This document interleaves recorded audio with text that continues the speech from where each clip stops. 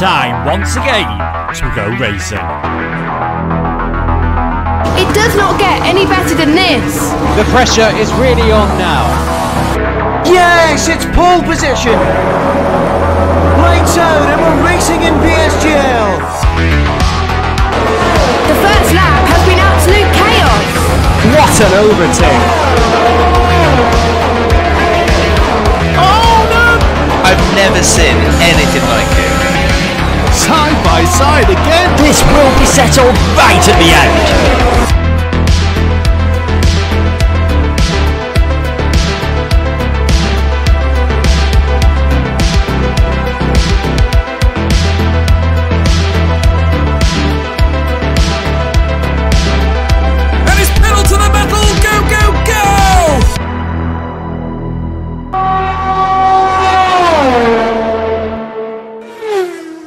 Good evening, ladies and gentlemen, and welcome along to round number 13 here in the PC F1 PSGL season. I'm Ginger Andy. Joining me once again tonight, we've got Dan Field. And Dan, we're off to Imola, a legendary circuit on the Formula 1 calendar, recently new and back in the league racing scene and in real life. Cracking circuit, should be a cracking race, shouldn't it? Absolutely. It's a real classic on the Formula 1 calendar and the site of many ferocious battles back in the past. I'm thinking towards the early 2000s, I believe it was Schumacher and Alonso and Raikkonen and all those drivers, brilliant contenders, all fighting it out. And hopefully today in PSGL, we can see some great battles around this 19-corner circuit. Yeah, absolutely. We should have some cracking battles. Jarno Opmeer last week, folks, wrapping up that title. He only had to turn up to do so. To wrap it up, of course, with Barry and Nicholas moving out of the league. Let's have a look at the results last time out briefly, and here they are. And it was Danny Beresney who put in a superb performance, great strategy, first win ever in PSGL F1, which, Dan, is just astonishing, really, given the quality of Danny Beresney. He's your top driver, and it's only his first win. Yeah, absolutely. That just shows us the caliber of this grid. Of course, that we have had some fantastic races with Beresney on the grid, and I'm thinking back to Hungary as well. So he certainly proved his worth this season, finally managed to wrap up the win. He's back racing again today, and I wouldn't be surprised if we see him right at the top of the order. Yeah, absolutely. I'm sure we will see him right towards the top. Simon Schutter finished the race second ahead of Daniele Haddad. It really was a cracking conclusion to that Grand Prix. Chapeau Cognier was 4th, Daniel Yumilo 5th, Liam Parnell 6th, Duncan Hoffland 7th, Joost Noordijk was 8th, Wilson Hughes 9th, and Brendan Lee 10th. Jarno Opmeer not picking up any points after a bit of a nightmare race, but he did not care a jot, wrapping up that title in superb form. And of course, there is the confirmation, there is the graphic. Jarno Opmeer, world champion, has another title, his third now in a row in PC. Incredible stuff from Jarno Opmeer. 28, 29, and now season 30 to go along with that PlayStation title he won a few seasons previous to that. And of course, not only that was wrapped up, also the Constructors title. He and Jake Benham taking that home, and they're champions there as well. But I think we've had enough chit-chat, Dan, haven't we? I think it's time we jumped into the Grand Prix, and it's time to check out some of the action out on track. We've got a few cars out there nice and early at the start of this qualifying session. And here we have Jake Benham out there right now on the intermediate tyres, getting a feel for things early on in the session. Now, as Dan mentioned at the top of the show, a few drivers dropping out for this, a few names you might not know, a few drivers making some PC Tier 1 debuts tonight as well. Jarno Opmeer not here. I know that's the question being asked in the chat. The reason is the championship's wrapped up, and he says on Twitter, many competitions coming up and F1 2022 around the corner, and he's decided to let someone else race in his place. Jarno Opmeer very busy at the minute, and of course, Dan, he's already shifting his focus to the brand new game. Yep, of course, the first batches of the alpha version of F1 2022 is being released to esports drivers and some content creators. So drivers are really getting into gear with the new game coming out very, very soon. I believe it's the 1st of July, but we still have some races left in PSGL for season 30.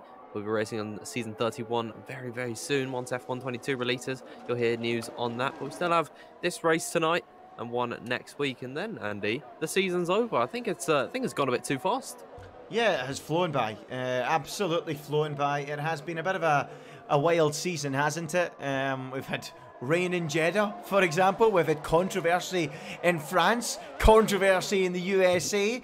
A bit of a crazy season. Very, very open in the opening stages of the championship. Barry Burman was in fine form, as was Nicholas Longuet, really taking it to Jarno Opmeer in the opening races of the season. And then what happened in France, of course, really spurred Jarno on. He was not happy after being stripped of the win for what he felt was an unfair stewards decision. The stewards saying it was in the rules, we had to punish you. Unfortunately, that we've got to go with the rules. That was what they said. And in the end, Jarno, after that, just went on an absolute rampage, didn't he, Dan? And won, what was it, 6 out of 7 races in a row? Only Brendan Lee was able to stop him in Singapore, and he just marched on and then wrapped up the championship last week, despite not having the race he was looking for. But yeah, a really exciting season. I've got to ask you, Dan, what was your highlight of the season up to this point? Oh God, there's too many options, but you got to think, of course, back to Austria, I think, when Jarno was disconnected. Then he ended up coming back through the order, winning the race. We also consider Andy Jeddah. You know, that was a sensational performance from Jarno Opmeer. So there's just so many moments this season. It's very hard to cherry pick. Yeah, I've got. You know, there are so many moments, and you know, you mentioned moments that I wasn't even going to think about. I mean, I was thinking, what a great race we had in the USA. I mean, that was an incredible race, wasn't it? Jarno cutting through the field to win that one, but in front of that and behind that, there was action everywhere. Great battles all over the track. We had Jarno Opmeer and Brendan Lee's locking horns as well. So, yeah, there was plenty of great action to be had on that particular occasion. But I believe we have at least a couple of debutants in Tier 1 today. Alfie Butcher, the man we're watching now, is one of them, and George Nader is the other, but he's in the pits at the minute. Is there anyone else, Dan? I don't think we do have any other debutants today, but they are 2 debutants, and I'm looking forward to seeing what they can do. Yeah, I mean, Alfie Butcher coming up through, I believe, yeah, he was on Xbox, a part of the TF10 team, and then George Nader has recently left Parnell Racing, if I'm not mistaken. He was on the PlayStation platform, so a lot of these drivers, again, coming up from the console onto the PC, and it's actually very hard to think who was actually on the PC the entire time, you know, because there's just so many drivers that came from console onto PC. Now they're mixing it all in together, and it's wonderful to see that PSGL can sort of be the hub for that. So it's great to see Alfie Butcher and George Nader making their debut here. Yep, good to see them making their debut. We're watching cars in the pits at the minute, several of them pouring in. Let's see if we can pick someone out on the racetrack at the minute. What about Daniele Haddad? Is he out there? Nope, he's coming into the pits. Oh, what a shame. Several drivers coming into the pits. What about Thomas Ronhard? There he is, out on track, invalidated his latest lap as we're getting towards the halfway point in this session, but of course it's very early on for some serious lap times. Louis Welsh at the top of the order at the minute, and the other Alpha Tauri with that 1 minute 14.0, and Thomas Ronhard is coming into the pits. What about Christoph Zella? He's also coming into the pits. So who's actually not coming into the pits at the minute? Who we got out there? What about Luke Smith? There we go, out there going through the chicane where Charles Leclerc last week or 2 weeks ago now, wow, time flies by, maybe 3 weeks ago actually, went off and into the barrier and had his championship lead cut down by Charles Leclerc. Hopefully none of these drivers find themselves in that barrier today. But let's have a look at Luke Smith. Let's ride on board with Luke Smith as he takes us for a lap around this fantastic circuit here at Imola, as he heads his way down towards the first couple of corners, down to where we saw George Russell and Valtteri Bottas have a massive collision a few years ago now, or last year, as he now makes his way through that first sector. And Luke Smith is going to bail out of the lap. And just as I was about to get excited and he was going to take us for a spin, he bails out of the lap, Dan. So a few problems early on for Luke Smith. Yeah, and if he's not able to get a lap time on the board in the next 8 minutes, then he could face the drop zone and be eliminated. Of course, we lose the bottom 5 in Q1 at the moment. Those drivers, Fabrizio Donoso, Jake Benham, Alessio De Capua, Luke Smith and Brendan Lee. And I'd have to say all 5 of those drivers are drivers you would not normally see going out early in qualifying. So hopefully they can get themselves into gear. With 8 minutes left to go, we'll see how they get along. Yep, well, we're now picking up Joost Noordijk out there on the lap at the minute. Just gone through Tosa, now into Piratella, up at the top of the hill, the left-hander. So easy to invalidate the lap on the exit of that particular corner. And now into Aqua Minerale, or Mineral Water, if you want the less spectacular sounding name, as he now heads into towards the Variante Alta chicane, bouncing over the curbs and then keeping it just about within the white lines, and then the downhill descent towards the two Ravazzas, 1 and 2, turns 17 and 18 on this track, hugging the inside curb, sweeping over to the left-hand side, and then into the final corner. Very easy to run into the gravel trap on the exit, but Joost Noordijk has it all under control, takes the shortest route, hugging the barrier, and crosses the line and sets the fastest lap by some distance, a 1 minute 13.7, immediately beaten by your favourite Scotsman, Wilson Hughes. Yep, of course, these two have got a long history together, fighting for the championship on the PlayStation platform back in season 27, now in PSGL F1 in season 30. Danny Berejnay just slots himself into third position. We'll see who else is coming up towards the end of the lap. I believe Jake Benham might be one of them. No, it's Alfie Butcher beginning on his run. I believe Brendan Lee is also finishing up an out lap. I'm trying to find out, Andy, who's actually completing a lap here. I think Jack West is up next. He's just coming through Ravazza 1 and 2 here, and off the exit of the final corner, he's already in 8th position, so he's already pretty safe so far in this session. He goes to the top of the order with a 13.537. And here comes Jake Benham to complete a lap. What can he do? He can go P3, a 1 minute 13.724 for Jake Benham on this particular lap. So who else we got out there? Donoso at the minute on an out lap. We have lost Carter Lundy. Is he in the barrier? He is. Did I just see him in the runoff area there? Is that him going off the track? Not too sure what has happened to Carter Lundy there, but he is out of qualifying. So he is gone. Who else we got out there? Pedreño crossing the line, but at the minute, not on a particularly quick lap. It's an invalidated one. Christoph Zella is out on a lap. Joost Noordijk coming into the pits. What about the Red Bulls? Here is George Nader. He is out there on a lap. I think Brendan Lee's a bit further round, and we'll pick him up now as he makes his way through the chicane. Tino Nakaruna has gone up into P3 ahead of Jake Benham, but here is Brendan Lee, two-time F1 Esports World Champion, as is Jarno Opmeer. Lee now making his way through the final couple of corners, one in Singapore earlier in the season, as Alfie Butcher makes a name for himself by going P1. Brendan Lee now towards the line, crosses it, goes P6, but what about that, Dan, from Alfie Butcher? P1 on debut. A great time for the Mercedes driver, of course, filling in for Jan Ortmeer. Maybe he's got some of that Dutch magic left over in that Mercedes. It's a cracking time from Alfie Butcher, and he'd be very pleased about that run there. Trying to find who could potentially be finishing up on a run. Fabrizio Donoso seems to be pushing currently in the bottom 5. He's got to climb himself out. He's on a 25.7, so it's not a representative lap time from the Chilean as he comes to cross the line now. Where can he stack up? He goes into 4th position with a 13.610, just 300ths ahead of Wilson Hughes. And with 4 minutes, just over a half left to go in this session, I'd say that Fabrizio Donoso is going to be safely through. Pedreño goes P6, and yes, Donoso, the Chilean, will be chilled out after that one. Decent time from him. The Padman at the minute in the bottom 5, and not on a quick lap. He's coming into the pits. Under pressure is the Padman at the minute. Not a particularly strong effort from him. Ronhar's gone up to P3 at the minute. Who else we got out there at the minute? Christoph Zella, but he's not going quickly on that current lap.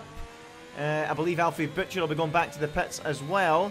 What about Brendan Lee? Is he in our second hot lap? No, he's bailed out as well. So 4 minutes to go in the session, and it looks like the majority of runners out there on track at the minute are just returning to the pits, apart from the guys down at the bottom. Preijsneder in 18th, Luke Smith in 19th. Not long to go in qualifying. It's time for the chat to tell us. Come on, tell us, what do you think the cut-off time will be to get into qualifying 2? We always like to get you guys involved in the chat. What will be the cut-off time to get into qualifying 2? Dan, you're first up. What do you think? I'm going to say a low 0.7 is one we're going to go for. Around about where Brendan Lee, Jake Benham is at the moment. That's going to be the cut-off time. Okay, so cut-off time, a low 0.7, says Dan Field. Do the chat agree? Do the chat disagree? It's time to give us what you think. Let us know right now as we see Philip Preijsneder start a flying lap. Let's see how he gets on. Helix thinks it'll be a 0.5. Okay, that's ambitious. Ben Price, 13.6. Let's see how it all works out. So 0.5, 0.6. And Mertis, I am awful sorry, I'm butchering that. 1 minute 13.7, he believes as well. Let's see how it all works out as we get towards the end of this session. Philip Frazier then, what can he do? He's on a lap at the minute. Jack says a 13.4. Tyler Jenkins a 0.7. Zach thinks it'll be a 13.7 as well. So a lot of people agreeing with what Dan thinks. Let's see what Frazier can do. He's not done a good lap at all so far, as we now see Luke Smith do a 13.6. Will that be safe for him? Here is Presnader coming up to the line now. Crosses it. What's the time? A 13.5. And that's P4. And that should see him through, Dan. Yeah, he found about 0.4 of a second in that last sector, so he must have made a huge mistake on his initial run, but that should safely see him in. I'm very surprised at some of the chat's predictions as to what the cutoff time is going to be. They're very ambitious. I do say so for myself, but I'd say that Presnader and Luke Smith with their times are going to be safe. We do have some more lap times coming out, and George Nader has just begun on his run, currently in the bottom 5 and needs a good lap to see himself into the next session. As he comes through Tamburello now, turns 2 and 3 up to turn 4, flat through there. Then the short run up towards the Villeneuve chicane, but you've got to have maximum commitment as you throw it over the curbs. Just a slight braking in towards turn number 6, and it's the hairpin corner Tosa in turn 7. It's an uphill climb towards Piratella, the Red Bull on ice at the moment. It's going to be a sharp left and then a downhill section. I love all the undulation around this circuit as he's on the run up towards Aqua Minerale. Where can he place this Red Bull car as he now climbs up the hill through turn number 12 and 13? Slight kink of the car off the exit of that corner, but he's managed to keep it on the road as he's just 1 3/4 tenths up on his previous best. This might not be enough to see him into the next session of qualifying as he made a slight mistake through through Variante Alta, as in towards Ravazza. George Nader goes. Could this be him out of qualifying? We've seen a lot of drivers retiring in the pit lane, so they think that they are safely through. As here comes Nader to the line. He goes 10th position. Beresney in big bother at the minute. The winner last time out down in 16th place. He really needs to improve here. Beresney needs the time. What is it? It's only P14, and Beresney is in big bother of an early exit here in the first part of qualifying. Oh, dearie me, Danny Beresney, that could be trouble for you. Daniele Haddad is out there that could knock him out. We've got a few others as well behind him on the road that could also go through. Here we go then, Daniele Haddad, round the final couple of corners. What's the time going to be? Can he get ahead of Beresney? Is he through? He goes P10. Beresney onto the bubble. Zella now can knock him out. Can't quite manage it. Alessio De Capua and Louis Welsh. De Capua has failed to do so. Louis Welsh, he's also going to fail to do so. So it's all on Zamakonyi. What can he do? And he's 2.5 tenths up. So Danny Beresney might be about to bow out of this qualifying section. Round the final corner.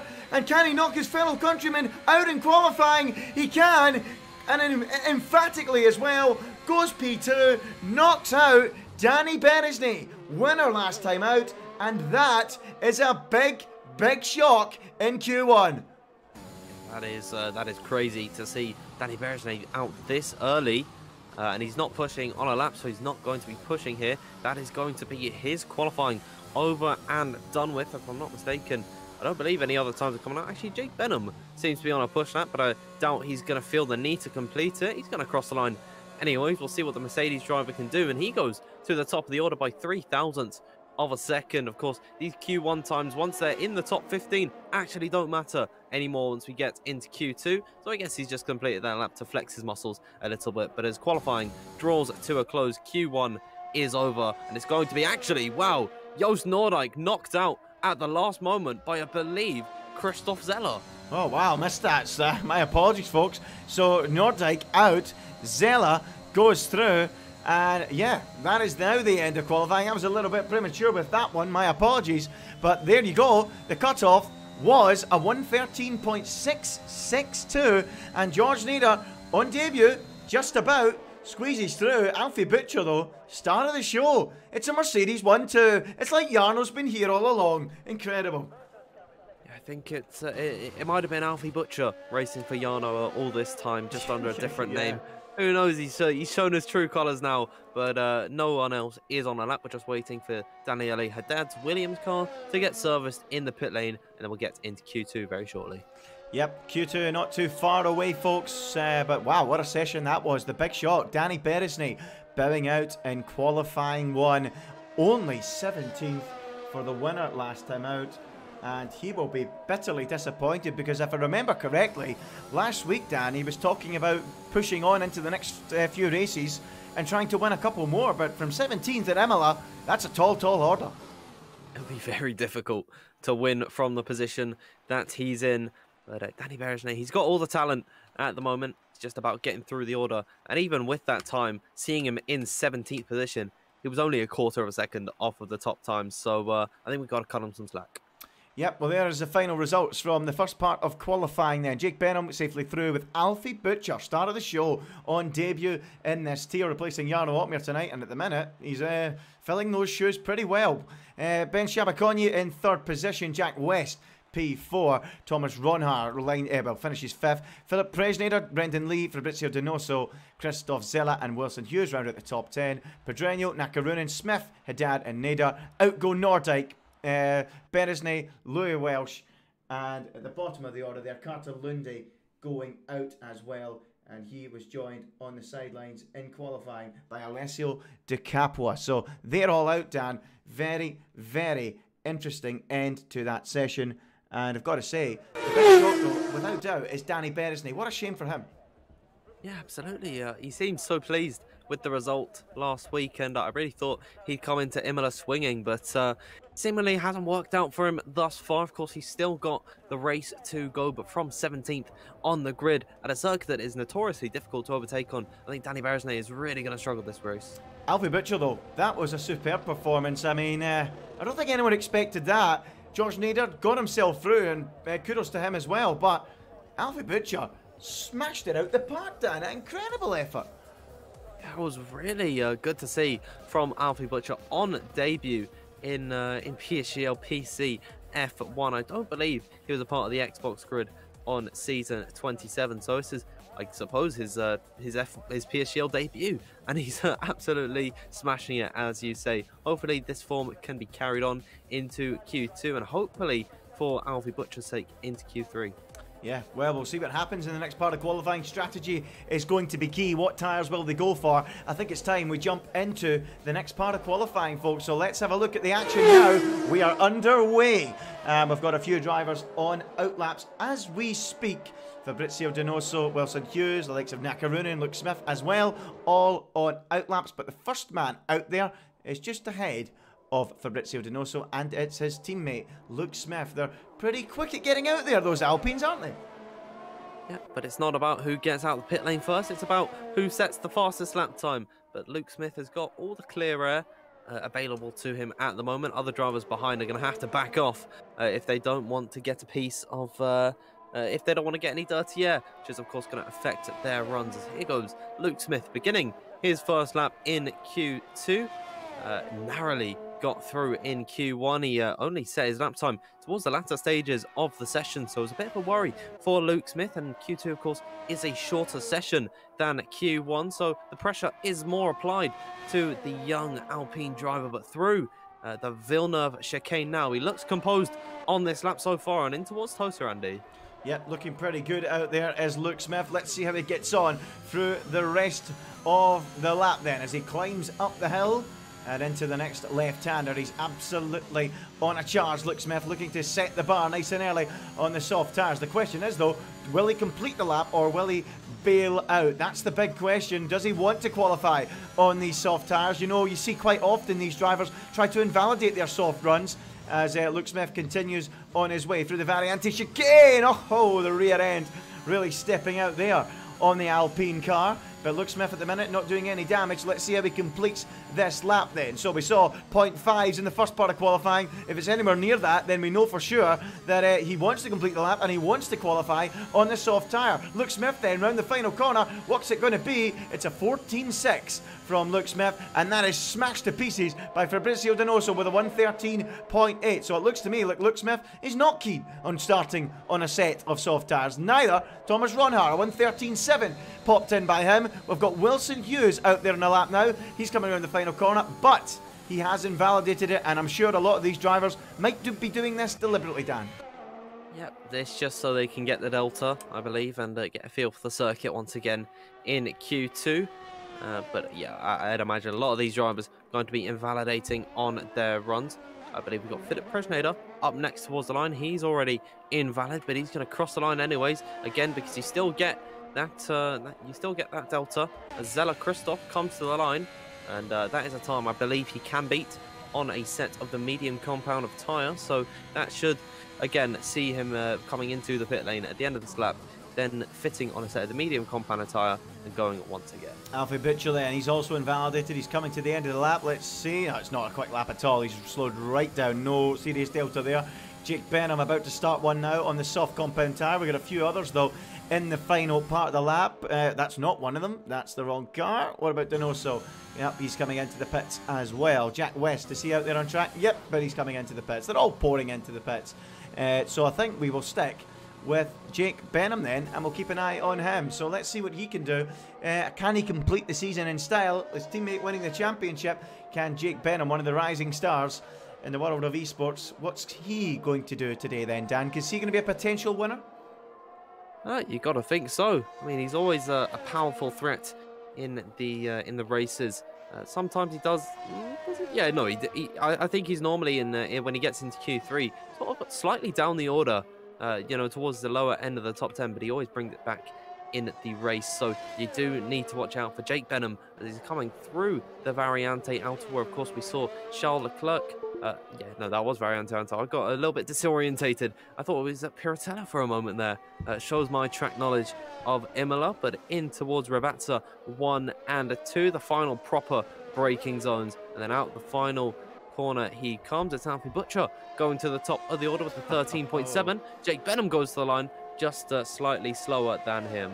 Yeah, wow, Alfie Butcher really is pounding in the laps as Chapecogne starts a flying lap. George Nader, I believe, is out there, and we'll keep an eye on him because these two young stars on debut in this tier at the minute, really showing some strong form, particularly that of Alfie Butcher. He's absolutely smashing it, as the PSGL account has said in chat, and it's great to see. This is why we love league racing, folks.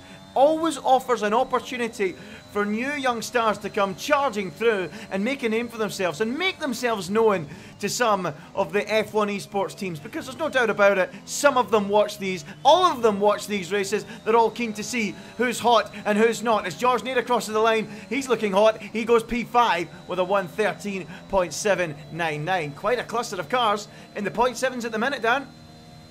Yep, and we're finally getting to see our first medium runner. We've got Brendan Lee out on circuit, and this is a driver that's very fond of starting on the medium compound of tyre, and I believe that's actually how... no, it wasn't how he won in Singapore. That was on a slightly assisted glitch, but still on merit, in my opinion. But he is very fond of starting in P11 and outside the top 10, so he gets the free choice of tyre. That, of course, or starting in the top 10 on a set of the mediums. Everyone else, though, Andy, seemingly fitting the soft. So Brendan Lee, he's not going to see Q3 when the entire field around him is on a set of the Red Bull soft. Yeah, well, it's very interesting to see that, aren't they? So many drivers going back out on the soft compound of tyre, but Brendan Lee, we know what he's like. He's very stubborn. He loves a set of the medium tyre, and he will stick to his guns because he believes that is the best strategy to see him through into this race. Oh, that's a bit of a mistake from Brendan. He's trying to warm the tyres and ended up going off the track. But thankfully, our two-time esports world champion gets it back on, and the number 72 in that Scarlet Ferrari heads down towards the start line and crosses it now to begin a flying lap here around the Imola circuit. Let's see what the master at work can do as he makes his way down into Tamburello chicane, and he's absolutely flying, using all the racetrack he can. Plenty of carb at Ferrari's home circuit, or one of them. Now into the Villeneuve chicane. Brendan Lee pushing hard in that Scarlet Ferrari and looking strong as he now attacks the Tosa hairpin. Careful on throttle, don't want to lose the rear end. Brendan Lee taking all the curb once more as he now climbs up the hill towards Piratella. So easy to invalidate on exit. The track so narrow, and that's exactly what he does. Invalidates the lap, and we called it, Dan. We said it might be possible, and that's exactly what he did. Yep, and he's going to have to gear up, go again, for another push lap. We do have some other runners on medium tyres, on the soft tyres, as Luke Smith is approaching the line. He's actually just begun another lap, but we do have a Williams of Ruben Pedreño through the final corner now. Then the Aston Martin of Jack West. All these runners trying to get their lap times in. There's Pedreño to the top of the order with a 13.4. That should hopefully see him into the next session of qualifying. Jack West goes into second position, but about 2/10 off the back of the Spaniard. We've got the McLaren of Wilson Hughes in the final sector, just behind Philip Brezhneda, who goes into second position, a 10th ahead of Jack West. As well as the McLaren going to slot in all of this. He's going to go ahead of Pedreño, not quite, and he goes only about 11 thousandths behind Philip Brezhneda, so very tight margins here. But it was good to see all the runners getting in the lap times that they need as Daniele Haddad slots into fourth. Yep, the time's flying in at the minute. I'm struggling to keep up here, folks, but we are seeing sometimes Donoso now, the Chilean, on a lap as well and going purple through the middle sector. What can he do? So Pedreño on top, Brezhneda now second, Wilson Hughes in third with 5 minutes to go. What can Donoso do? We're keeping an eye on him. His teammate Luke Smith just in front of him. We'll keep an eye on him first. So this is Luke Smith approaching first. Crosses the line, goes P4, Donoso in behind, can he go ahead? He can, slots in just in front of his teammate, good time there from Fabrizio Donoso. So, next across the line, who we got? Jack West, is he on an in-lap? I believe he is, and I also believe Thomas Ronhart is on an in-lap as well. So, what about Brendan Lee? Going for a second run now on the medium tyre. Let's see what he can do. He'll be trying to get into that P11. That's always his plan. Brendan Lee then round the final corner now. The second Ravazza squirts the throttle and now begins to race towards the line and dives for the pit lane. And you better believe it, he's going for P11 on a set of softs, isn't he? Yeah, a little bit of a late move into the pit lane there, but given that it's qualifying, I believe it should be okay. But yeah, Brendan Lee wasn't going to beat any of the soft runners on a set of the mediums, and I think Philip Brezhneda is not going to be too happy because he's having to box right in behind his teammate there. But we do have some more runners out on circuit, both of them being a part of the future esports team. It's Christoph Zeller and Ben Zabakoni currently in the bottom 5. They need to find the time to get themselves in the final session of qualifying. Luckily at the moment, Andy, the gaps are very tight, and they just need to beat, well, in Zeller's case, he needs 5,000 to jump ahead of Jake Benham. It's a little bit more of a task for Zabakoni, but I'd imagine around this circuit, when they're on not the best times in the world, you know, they have a lot more potential than this, and imagine it's not going to be too much of a challenge to beat some of the top runners. I'm really enjoying watching this guy, Alfie Butcher. He's absolutely nailing this. First appearance in the top tier, and he's absolutely throwing the car at the racetrack, and it is responding. Full of confidence on debut, and we are going to see another superb time here as he comes round the Vatsa now, flinging the car around like it's a toy. Alfie Butcher towards the line. Watch the clock. This is going to be epic. Oh, there you go. 13-2 from Alfie Butcher. Oh, this man has just arrived on the scene and said, I've actually been Jarno Opmi of the past 12 rounds of the season. Believe me, this is absolutely sensational. He fills his boots for one race, massive shoes to fill, and delivers a time like that again. Superb stuff. We need to check the Google folder, I think, Andy. I mean, this is almost unheard of. This is incredible from Alfie Butcher. I think we need risky on the case. Of course, I'm only joking here. Really incredible time from Alfie Butcher. He's shown his worth on the Xbox platform, and now he's finally on to the PC, and he's relishing in this opportunity. That was a really great time, and that should safely see him into Q3. And already, Andy, I'm putting this man I'm putting his name in the hat for pole position. Yeah, he's going to have to enter the conversation. There's no doubt about it. On the evidence we've seen so far, he's going to have to enter the conversation for pole position. This is a superb effort from Alfie Butcher. I know there's a lot of Jarno fans in chat, by the way, wondering where he is, but I'm telling you, he's here. It's Alfie Butcher. He's absolutely here. And I tell you what, we could see something special tonight, so be sure to tune in for the rest of the evening. Can this man win on debut? He's been looking very, very strong. But at the minute, folks, we want to know what's going to be the cut-off time to get into the next part of qualifying. Dan, I'm going to you again. I don't think they'll improve by too much more. I'm going to say Christoph Zeller, that time, a mid-0.5 is not going to be safe, so he's going to have to go again. I'm saying that is around about where the cut-off point is today.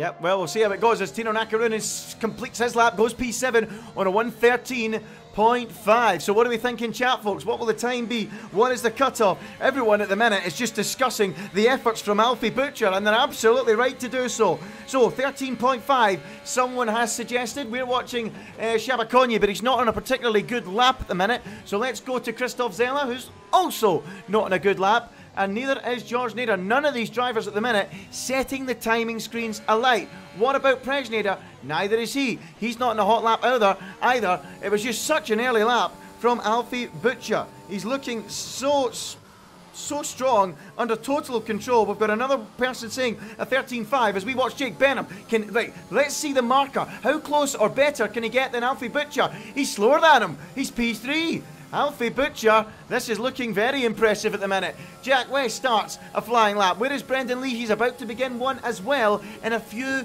moments' time. So, Luke Smith about to start a hot lap as well. He's just started it, I believe. Anyone in the final corner on one at the minute? Donoso out lap. What about the Williams? Is that Daniele Haddad? It is, but he's not in a quick lap either, Dan. A lot of these drivers are struggling to get the times on the board as Haddad comes up towards the line. He has been able to get across the line to start another push lap. I believe George Nader is currently running at the moment and he's 3/10 up, Andy. So the Red Bull driver looking to slot himself in Q3. Of course, we've been talking all about Alfie Butcher today, but George Nader also on debut, putting up a valiant effort. And I think he's got to be pleased if he gets himself into the final part of qualifying. As through now, Rabata 1 and 2 with the little amount of fuel that he's got left, he's going to power towards the line. Where can George Nader put himself? He goes third fastest, just behind Rune Pedreño. That's a good time from him, and he puts Luke Smith into the danger zone, but that young Alpine driver, he's pushing at the moment, Andy. Well, at the minute, it's looking like both of the debutants are going to get through. Jack West coming up to the line now. Where can he go? He goes P5. Good effort there from him. Brendan Lee in the final corner. Is he going for 11th? Let's keep an eye. No, he's going for top 10. He goes P5 with that effort. Who's next across the line? Wilson Hughes is in danger. Is he still in danger? Yes. Well, no. P5. Not bad. He might get away with that one. Let's wait and see. Luke Smith is in the pits. He is going to be out of qualifying. Donoso is down in 9th at the minute. Is he safely through? It looks like he will be. Haddad. Where did Haddad go? He's gone P6 at the end of the session there. Just missed him. P6 for Haddad. Donoso squeezes through. Out goes Thomas Ronhart. That's another big shock. He's joined by Nakarunen, Zella, Smith, and Shabakonyi. Yeah, I mean, Ronhard's not really a driver we've actually seen too much of so far in this session, but he's out in Q2. He's had a really quiet first two sessions of qualifying. Disappointed, I'd imagine, to be knocked out this early in Q2, but it is going to be the top 10 progressing into the final part of qualifying. I have to say that I'm really impressed with Alfie Butcher at the moment, Andy, as the top 10 is as follows. We've got Alfie Butcher in P1, a full 10th and a bit clear of Rune Pedreño. George Nader, the Lebanese driver, in P3. Then Jake Benham in 4th. It's Wilson Hughes lining up 5th in Q2. Then Daniele Haddad squeezes into 6th. Brendan Lee starting inside the top 10 in 7th. Jack West in 8th. 9th for Presnader, and just squeezing into the final part of qualifying is Fabrizio Donoso, and the 5 eliminated drivers, as previously covered, Thomas Ronhart, Tino Nakarunen, Christoph Zella, Luke Smith, and Bence Zabakonyi. Wow, what a session that has been. Both our debutants, Alfie Butcher and George Nader, through, and what a comment we've got in chat, and I really like this one more than amazing. I think it is a fantastic comparison you've given us there, by the way. He says that Alfie reminds me of when Russell sat in for Hamilton at Sakir in 2020. I tell you what, I think you're on the money with that. That is more than amazing, that comment. Loved it. I think he's completely right. You know, that is actually, it makes a lot of sense if you think about it, because, of course, George Russell was incredible on debut for Mercedes, and Alfie Butcher doing the exact same. But, I mean, qualifying was great for George Russell. The less said about the race, the better, and hopefully that is where the similarities end when we actually get to the race, because I'd really love to see Alfie Butcher in the fight for pole position and then fighting for the win of the race.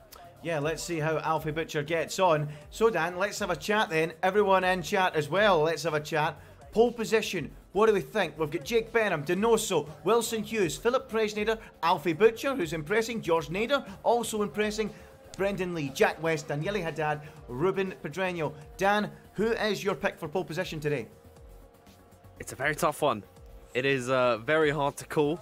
And I know, I'd imagine I know who you want to go for. So I'm going to go with Wilson Hughes to take pole position today. He's gone for his favourite Scotsman. He's joined by a Scotsman in commentary, but he doesn't think I'm not his favourite. But okay, fair enough. And I think you know I've been bursting to say it. I'm going for Alfie Butcher to butcher the rest of the field and put it on pole position. Let's see what happens. Let's jump into the final part of qualifying. What a session it's been. What kind of stories are going to be written here? I think there could be quite a few. That's the championship standings from last week. That's the wrong thing. There we go. We're into the right thing now. And we've got a few cars out on track. Let's see how it all pans out. Right, folks, in chat, come on, tell us who is going to be on pole position. Blitz thinks it's going to be Haddad.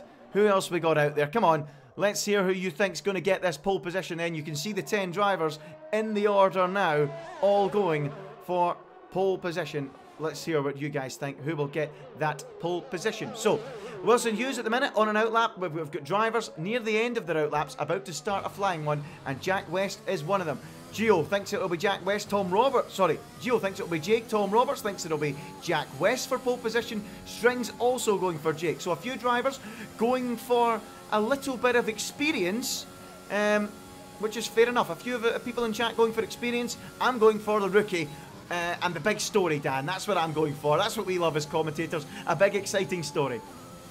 And I can't blame you. I think Alfie Butcher has certainly done more than enough to impress on debut here. And I definitely think we could see him in the fight for pole position today as Jack West climbs up through Tosa and on the run up towards Piratella. He's actually got Alfie Butcher just in behind him. So we need to watch out for the young Mercedes driver filling in for Jarno Opmeer today, who's having a lot of other commitments in terms of racing, and he's preparing for F1 22. He's already wrapped up the title, and so it's great to see that he's given himself a nice little rest, and it also allows us to see the likes of Alfie Butcher making their first steps into PSGL PC F1 as here comes Jack West down through Ravazza 1 and 2. What's his first effort in Q3 going to be as he comes through 1 and 2? It's turn 18. It's going to be a run up towards the line through the final corner of turn 19. It's completely flat through here and to cross the line. The first time on the board, definitely beatable, is a 13.7, but Alfie Butcher just in behind him,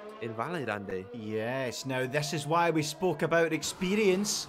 Experience on the big stage, is it going to tell? And that's why some of the very knowledgeable people in chat agree with that call. But let's see, Wilson Hughes then round the final couple of corners, crosses it now, takes P1, a 13.5 from him. George Nader now, he does complete his lap, but it's only a 13.7. We've got some way to go to get down to what we've seen from Alfie Butcher in the previous session. But he's invalidated his first run, so he's under a bit of pressure. I'm trying to pick up Daniele Haddad. He's on an outlap, though, at the minute. What about Philip Presnader? Is he on a lap? He is on a lap. So let's see how Presnader gets on at the end of his lap. He's making his way down the hill towards Ravazza 1 and 2 with the Ferrari on home soil, looking to please the Tifosi. Round the final corner of Ravazza number 2 he goes, but the lap has been invalidated somewhere along the way. A lot of people said Jake Benham would get pulled tonight. Let's see what his opening marker is. Jake Benham up to the line. What's it going to be? Enough for P2 behind Wilson Hughes at the minute. So, at the minute, Hughes on top, Benham second, Jack West third, and our star of Q1 and 2, Alfie Butcher, faltering at the minute, Dan.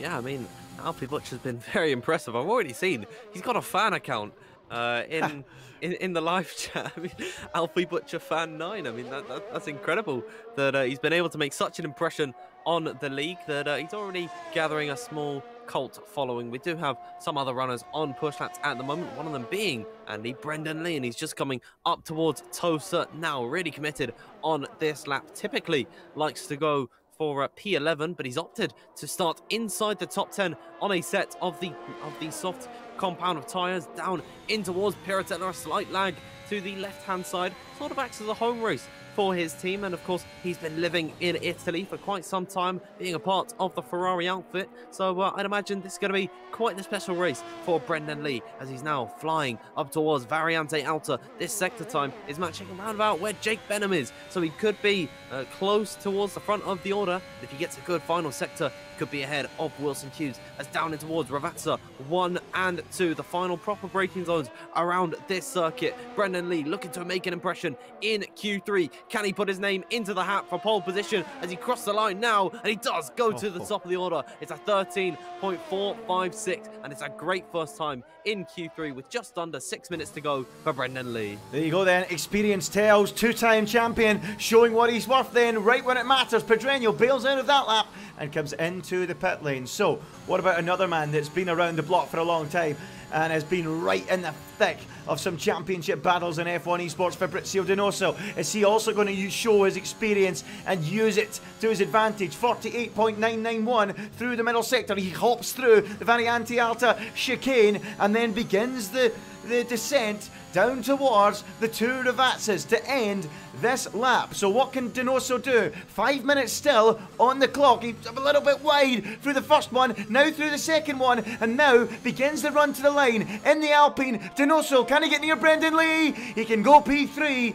in behind Wilson Hughes and Brendan Lee at the moment. So, not going to plans for him at the minute, but here it is, Alfie Butcher on a second run out there in that Mercedes, and he's going for it really early on in this session. He might have saved an extra set of tyres. Let's see, Alfie Butcher round the final corner, 13.4 to beat, crosses the line now, goes P1, beats Brendan Lee, and Alfie Butcher on debut is ahead of a two-time F1 Esports World Champion and is on pole in PSGL at the minute. Welcome to PSGL F1, Alfie Butcher. That is an astounding time from him there to go ahead of Brendan Lee. He's the real hero of qualifying today, and if this carries over into the race, we could have, Andy, seen the birth of a real star in PSGL and in league racing overall, and a future F1 esports driver. Surely at this rate, TF10 have got to nurture him. Actually himself is a part of the team with, I believe, Fabrizio Donoso has joined the team as well. So getting that experience and the young gun himself. So it is wonderful to see that Alfie Butcher, he's really in the perfect place to grow and develop as a driver. And he's just on his cool down lap. I think we got to watch him here for just a little bit longer to really drink in this performance from him so far. Oh, it's absolutely magnificent. It really is. And I tell you what, the chat, the PSGL fans in chat, they want more of this man. They're demanding he gets a seat next season. He's like, get this guy in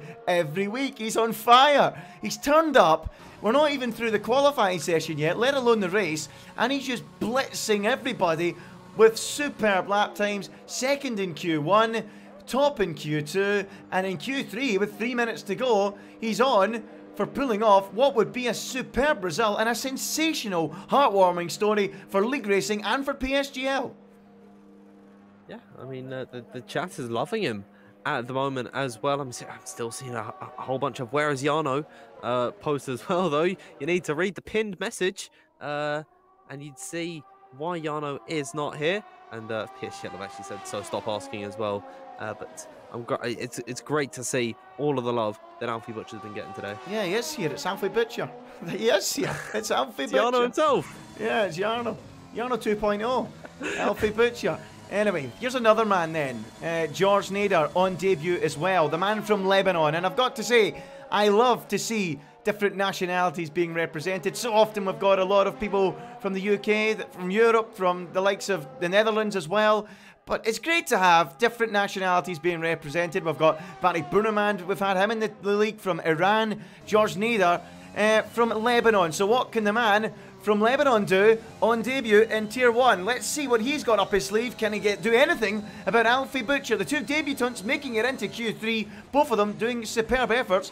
But unfortunately, George Nader has disconnected from the session. That's a bit of a shame for him. So Ruben Pedreño now starts a flying lap. Hopefully George can get back in before the end of this session.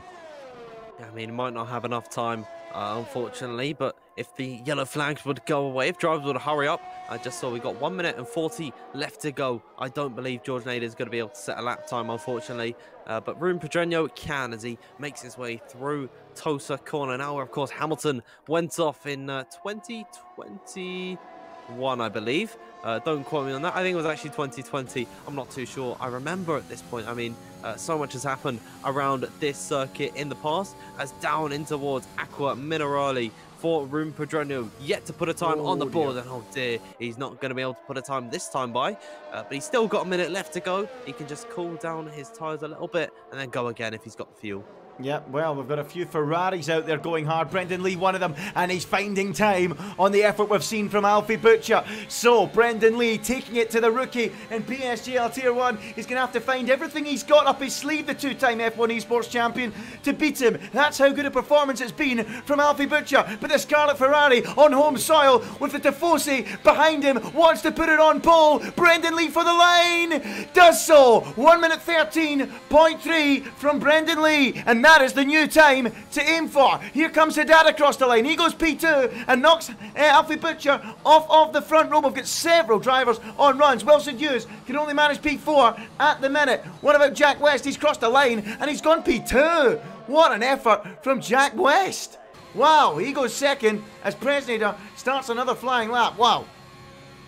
Yeah, I mean, that is that's impressive from Jack West to go there. But I think, Andy, it is time we watch the lap time from Alfie Butcher. And he's slightly down, unfortunately, in the first sector. But he's got 2 more sectors to go to improve on this lap. What can he do as he comes up the hill in towards Piratella corner, filling in for Jarno Opmeer here today, and with a little bit of Dutch magic in the car. We'll see what he can do as he comes through Acqua Minerale. A nice run through there, really lovely indeed. We'll see what he does through the second sector split, and he is improving. It is only marginal. He needs just over a 1/10 of a second in this final sector to beat out Brendan Lee and take pole position in Q3 here in Imola. He's got the support from the live chat in behind him as through Regatta 1 and 2. What can the young driver do as he comes through the final corner? He's invalidated it. He crossed the line now. Was it enough to improve? It was. He would have been 7 thousandths clear of Brendan Lee, who's not pushing at the moment. Jack West is invalid as well, and Alfie Butcher, Andy, he's going to be kicking himself there. Presnader goes P9. What a shame that is for Alfie Butcher. He's ended up down in 7th after all of that. But Brendan Lee, there we go. We said it at the top of Q1, at the top of Q3 before we got going. Experience could be key, and it was key. The most experienced man in the field has done it. Brendan Lee, pole position. Superb effort from him, looking for a second win this season. The big story though, Alfie Butcher so strong in Q1 and Q2, but there you go. We spoke about it, Dan. Experience when it matters most. Q3, not really raced in, never raced in top tier. Would it get to him? Perhaps it did slightly. Yeah, I mean, I don't like to make that many assumptions early on, but I'd say Alfie Butcher, he let the pressure get to him. Even so, he's still putting a sublime effort for qualifying. He was just over a 10th off of Brendan Lee, and that was P7. So that was the top 7. Oh no, sorry, top 6, all within 1/10 of each other. And look at those margins, Andy. Yeah, incredibly close between everyone. You're spot on, but I think what Alfie will be kicking himself about is that he went quicker in Q2. His time in Q2 would have been enough for pole, and he's just left the session. Well, everybody's leaving now, aren't they? For silly me forgetting. But yes, there is the end of qualifying here tonight for round 13 of the championship here at Imola. Brendan Lee puts it on pole on home soil for the Scuderia. Superb effort from him. What about Jack West on front row? Great effort from Jack West. He's in second position. Fabrizio Donoso lines up for this race in third for Alpine. Ruben Pedreño, fourth for Williams. Jake Benham, he'll be disappointed with fifth for Mercedes. Daniele Haddad splits them with sixth in the other Williams. Alfie Butcher, a case of what might have been for him, only P7. His time in Q2, quick enough for P1. Wilson Hughes, 8th on the grid. Philip Presnader is 9th. And George Nader, 10th on the grid, but very unfortunate. He disconnected midway through that last section and was robbed of a final attempt. So, that is the final results from qualifying. You don't want to go anywhere, folks. Just give us a few minutes. We are going to reset the lobby. There's a few known glitches with the game at the minute, so the best thing to do for us is to reset the lobby, get back in for the race, and we will have the race in a few moments' time. But Dan, let's recap that qualifying session. An absolute cracker, but Brendan Lee just showed his class. Yeah, Brendan Lee on home soil for Ferrari, and he's been living here for the past year. He's got that Italian touch, so I'd say he's going to be very pleased with how that qualifying has ended out. And of course, he doesn't normally like to start in the top 10, so if he's going to start in the top 10, why not start it right from the top of the order? And that is what Brendan Lee does best. And he was about 500 clear of anyone else, and when the margins were that tight, that is really impressive for Brendan Lee. I believe Jack West and the driver just in behind him were split by about 0.02 of a second, so the gaps in Q3 at the very top of league racing are minuscule. They're microscopic, Andy. Yeah, they're very, very small. And a word on Jack West. Wow, what a time from him. I mean, front row, very rare we see him that high up the order. So a superb session from him, and in the end, he's the start of qualifying, isn't he? We were all talking about Alfie Butcher, but Jack West in the front row, that's not something we usually see. No, I mean, we normally see him sort of, it sounds mean to say, but he's normally eliminated in Q1 or Q2. To be on the front row of the grid, that is a very impressive time from Jack West, and you realise how young he is. If he just keeps improving at this rate, then he's going to be seeing himself fighting more regularly for these top positions, and maybe someday in F1 esports. Yeah, great effort there from Jack West. And what about the two debutants then? George Nader, first of all, Dan, the man from Lebanon. Very unlucky, disconnected in that Q3 session just as he was about to show his hand. Yeah, I mean, that was really unlucky for George Nader. Hopefully he can show his real pace in the race once that begins. We just gotta wait for a few more drivers to join the lobby. Then Louis Welch will get the lobby sorted out. We've got 32 laps of this wonderful circuit, so anything can happen. Yeah, absolutely. It's an absolutely fantastic circuit. We're just getting the last few in, folks, and we will get underway in a minute. Old school, can punish drivers if they get wide on the curbs. Very difficult not to make mistakes, and very easy to get warnings given how narrow the track is. Best overtaking opportunity without doubt into that first chicane from the start-finish line down into the Tamborello chicane. Best opportunity by a mile on the racetrack. The only serious one, I think, for the drivers. But the drivers at the minute just jumping into the lobby, folks. So while we wait to get the lobby going, let's have a quick look at one of our sponsors.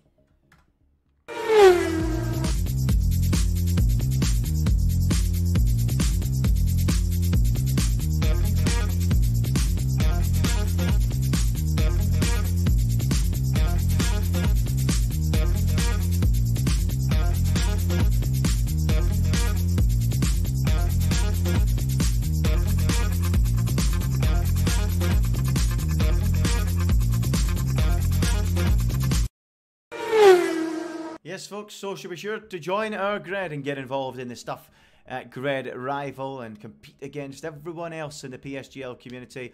Fantasy League app, get yourself involved there and pick your drivers, and hopefully your luck is in, or hopefully you're just very skilled and very clever and know your stuff about Formula 1. But yeah, Dan, big race coming up here at Imola. All 20 drivers now in the lobby, folks, so should not be too far or too long before we get underway.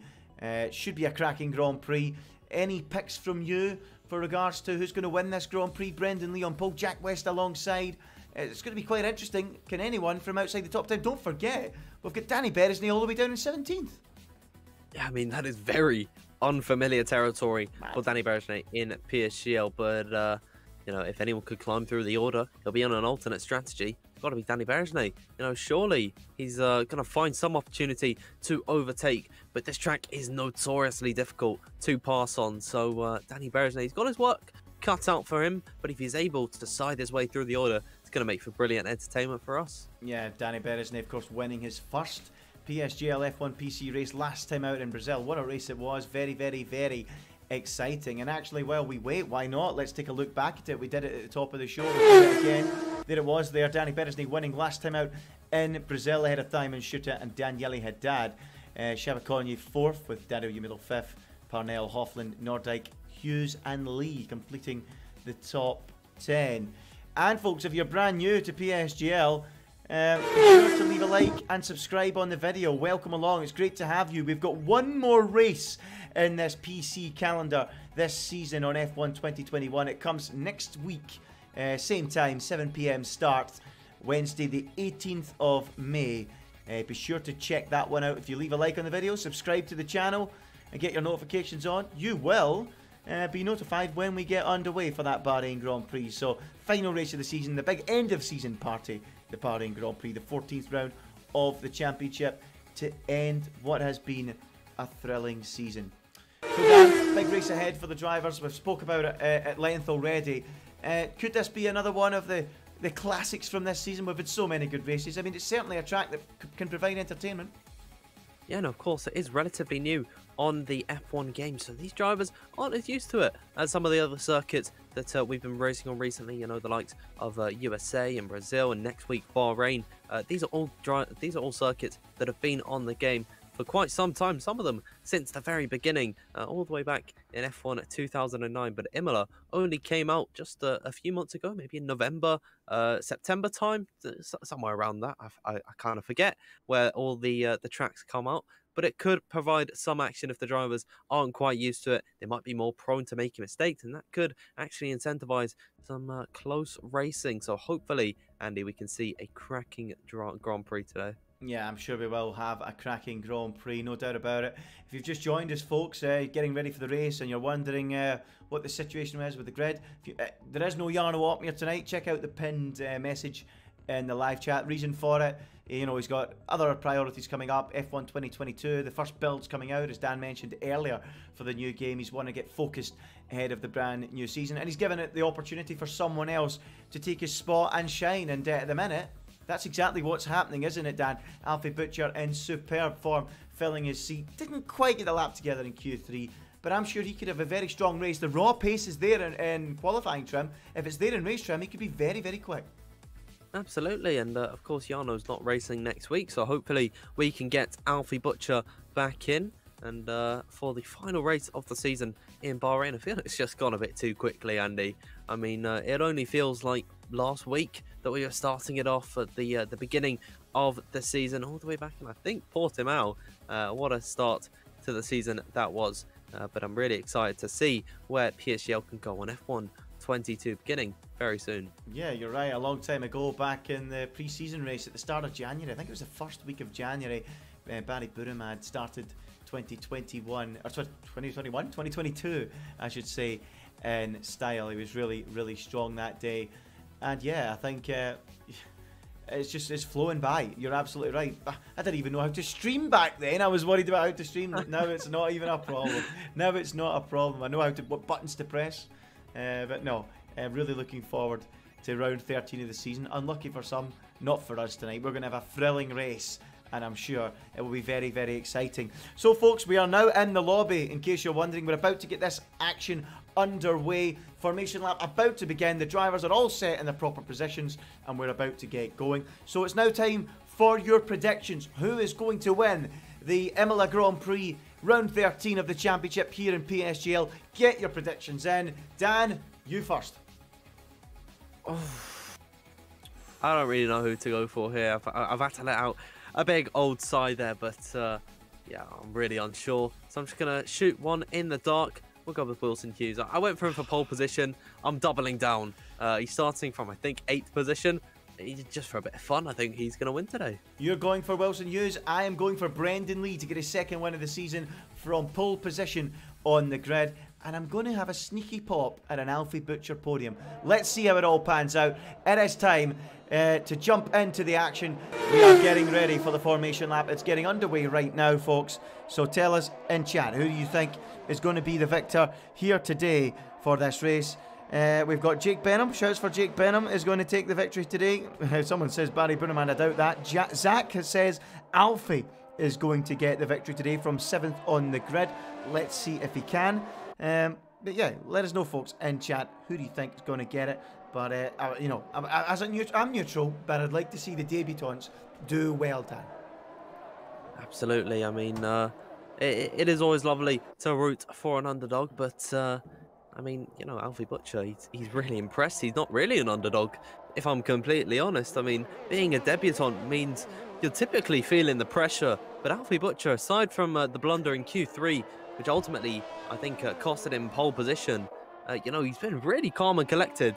And I think he's done so well for himself today. Pardon me, we've got a few more calls in chat. We've got Jake Benham will get it from Sean. And we've got Matthew Roberts going for a Carter Lundy win from 19th in the grid. Well, tell you what, if that happens, I'll eat my socks. That is going to be tough for him from there. Jack for the win, Finn Bobs, as he says. So yeah, a few interesting suggestions in there. Alp says Ruben will get it. So yeah, let's see how it all pans out. Pedreño, he's gone for Alp. So let's see how it all pans out. But we are getting ready for the action then. 32 laps ahead of the drivers here at Imola. And they're now lining up on the grid. Brendan Lee, two-time F1 Esports World Champion, is going to take that grid spot of pole position and move into that slot in a moment's time. Jack West then on the front row alongside him. How will he feel with this front row start? Unfamiliar territory for him, as Dan mentioned earlier. Quite often the fall guy in Q1 or Q2, but today in top form and lines up on the front row alongside Brendan Lee. Can he get the jump from the start line? We've got several drivers on the mediums. Only Ben Shabakonye outside the top 10 opting for the soft compound tyre. The last few cars moving into position. Alessio Di Capua moves into that slot now alongside Carter Lundy on the back row. We're looking at Brendan Lee. Jack West right alongside. What can Alfie Butcher do from down in 7th place? We'll find out as the 5 red lights come on. And here in Imola, in round 13 of the championship, we are go. Brendan Lee then leads them away from pole position. It's a superb start. And Jack West is under pressure before they even go through the first bend. Down towards turn 1 they go. Ruben Pedreño on the outside, on the attack of Jack West, not quite able to make that move. Brendan Lee still leads. Behind that, we've got a lot of action. We're almost 3 wide. We've got a big shunt, massive shunt, and out of the race already goes Ruben Pedreño. And that was 3 cars into 1. Simply never going to go. And we've got a virtual safety car on this opening lap, Dan. Yeah, now Karinen's gone as well. Now Karinen has lost his front wing completely there, so he's going to have to box. And with the amount of debris on circuit, I don't know why we've only got the VSC. But I guess the game has decided that that's what it wants to do. That's created now a massive rift in between the top 2 and 3rd position. 2.5 seconds between Jack West and Jake Benham at the moment. I believe Donoso has also come off badly in that affair as well. He's now down into 7th position as Ruben Pedreño leaving the session. Really unfortunate to see his day done so early in this race.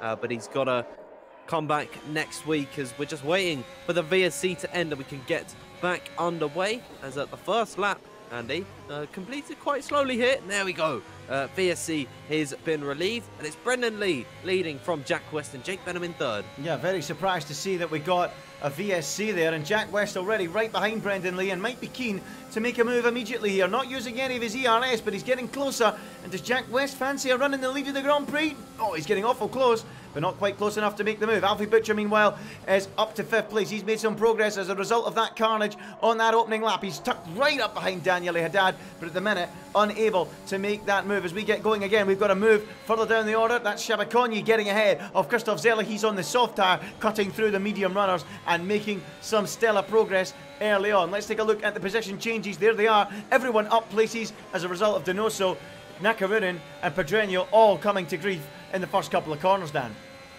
Yeah, really unfortunate that their races are panned out this way so far. Pedreño will take no further part in this race, but Donoso and now Karinen have been given a lifeline. They're still going to be able to compete in this race, and hopefully if we do end up with a safety car, they can make some ground back up. As Alfie Butcher goes into the back of Daniel Haddad, he doesn't come off with any damage there, but he's almost pushing him around through Variante Alta. I think a slight lift there has actually incentivized him to back off, as Jack West once again, and he is close to the rear of Brendan Lee. Will the Aston Martin fancy it this time by? He's certainly getting closer down this main straight, and no DRS so far in this race. But here comes Jack West. He's closing to Brendan Lee. He's going to look to the outside. He's backing off, so I don't think Jack West wants to go for the move. He's made his intentions clear. He wants to hang out behind Brendan Lee here. As Ben Shamakonya on those softs makes another move, and he's flying through past the medium runners, puts one on the pad man, Louis Welsh, and moves himself into 11th place as Alfie Butcher continues to harass and harry Daniele Haddad, and he's going to try and cut back on the exit, give himself a better run up the hill, but at the minute there's no way through. He's still stuck behind the Italian on home soil in front as Jack West continues to push Brendan Lee hard as well in the early stages of this Grand Prix, as we keep an eye at the minute on Alfie Butcher, who certainly looks like the driver with the pace in the front five at the minute, and you know, gets a good run coming out of Aqua Rally, gets that little bit closer to Daniele Haddad, but at the minute still unable to find a way through. But look at that, he's right up behind the Williams driver now. Is he going to think about a move down into Ravazza 1? That would be a brave move there, and surely it's all about waiting for a run down the pit straight. But in the DRS train it won't be easy as Haddad's a little bit wide, and Butcher really wants to start cutting through the field with his butcher's knife, but at the minute no way through as Jack West is going to make a way through. He takes the lead at the start of lap 4 and moves ahead of Brendan Lee. And that is P1 for Jack West. Really uncharted territories for the young Welshman, but he's certainly starting to make those next steps into the upper echelons of the grid, as Alfie Butcher wasn't able to get past Daniele Haddad being in that DRS train, but he's got a brilliant run through Villeneuve and possibly could go up the inside in towards Tosa. It's very ambitious to go through there. He takes a wider line and kisses the apex a lot nicer, and he's closing to the rear of Daniele Haddad on the run up towards Piratella. Haddad moves slightly to the inside line to try and block him off. It wasn't quite enough to give the run to Butcher, but look at him, he's almost pushing him through Aqua Minerale there. We'll see what can the young driver do as he comes through the Variante Alta up towards that corner. Doesn't seem like he's close enough to get by just this yet, Andy. Nope, not quite, but he's really harassing Haddad, who's probably spending more time looking in his mirrors than he is in front. We've lost a spinner here. Nakaruna's been off the road somewhere, but I don't know what's going on there. But we're back to the front of the action. There was a yellow flag, but here is Alfie Butcher once again getting close to the rear of Daniele Haddad, and I think this time he's had enough messing around. He's got the ERS in use, the DRS as well. They're all closing up down the start-finish straight. Is he going to think about a move into turn 1? A little look, but no more than a look. And at the minute, Butcher is content in P5, but he's looking so racy, so strong through the corners, but still can't find a way through. He's got the confidence. It's just about getting the run or hoping that Haddad makes a mistake, as again he closes up so much in towards Villeneuve. We'll see if he takes another one of those wider entries into the corner as a slight correction off the exit. All eyes are on this man. All 1,200 of the viewers are watching Alfie Butcher on debut in PSGL PC F1, really putting on a show as he comes through Aqua Minerale up to the rear of Daniele Haddad. You've got Wilson Hughes a little bit shy of him at the moment, just 5/10 back. Should be safe from an onslaught from the Scotsman, as now Karenin in the pit lane retiring from this session. We've lost Sabaconi as well. He's gone around, and we've got yellow flags in sector 1, 2 and 3. What can Alfie Butcher do though, as Haddad seemingly has been dropped ever so slightly by Jake Benham, who could try and make a move on Brendan Lee as well as they come out of the final corner. Who is going to be the one to blink? Who's going to try for an opportunity? Yellow flags actually might inhibit a move as they're all closing up down this main straight. It doesn't seem like it, Andy. I don't think anyone can make a move. It's actually Brendan Lee going up the inside into Tamburello, and he retakes the lead on lap number 6. Yeah, Brendan Lee on the march. He retakes the lead, and Jack West thinking about a move up the inside into Villeneuve. That would have been absolutely epic, but he decides better of it as Alfie Butcher again continuing to harass and having a look at Haddad and Tatosa, but can't find a way through. The front 5 battling like crazy here, and we've now lost to Capua as well now from the Grand Prix, and that could be another safety car or a virtual safety car. So he's gone off the track in the first sector, but it looks like it's going to be covered at the minute under yellow flags, and that's good because right now we are watching a superb fight at the front of the field. All 5 of these drivers, end of season, gloves are off, they're all just out having fun as Butcher is so close to Haddad. He's almost pushing him through that chicane. This is so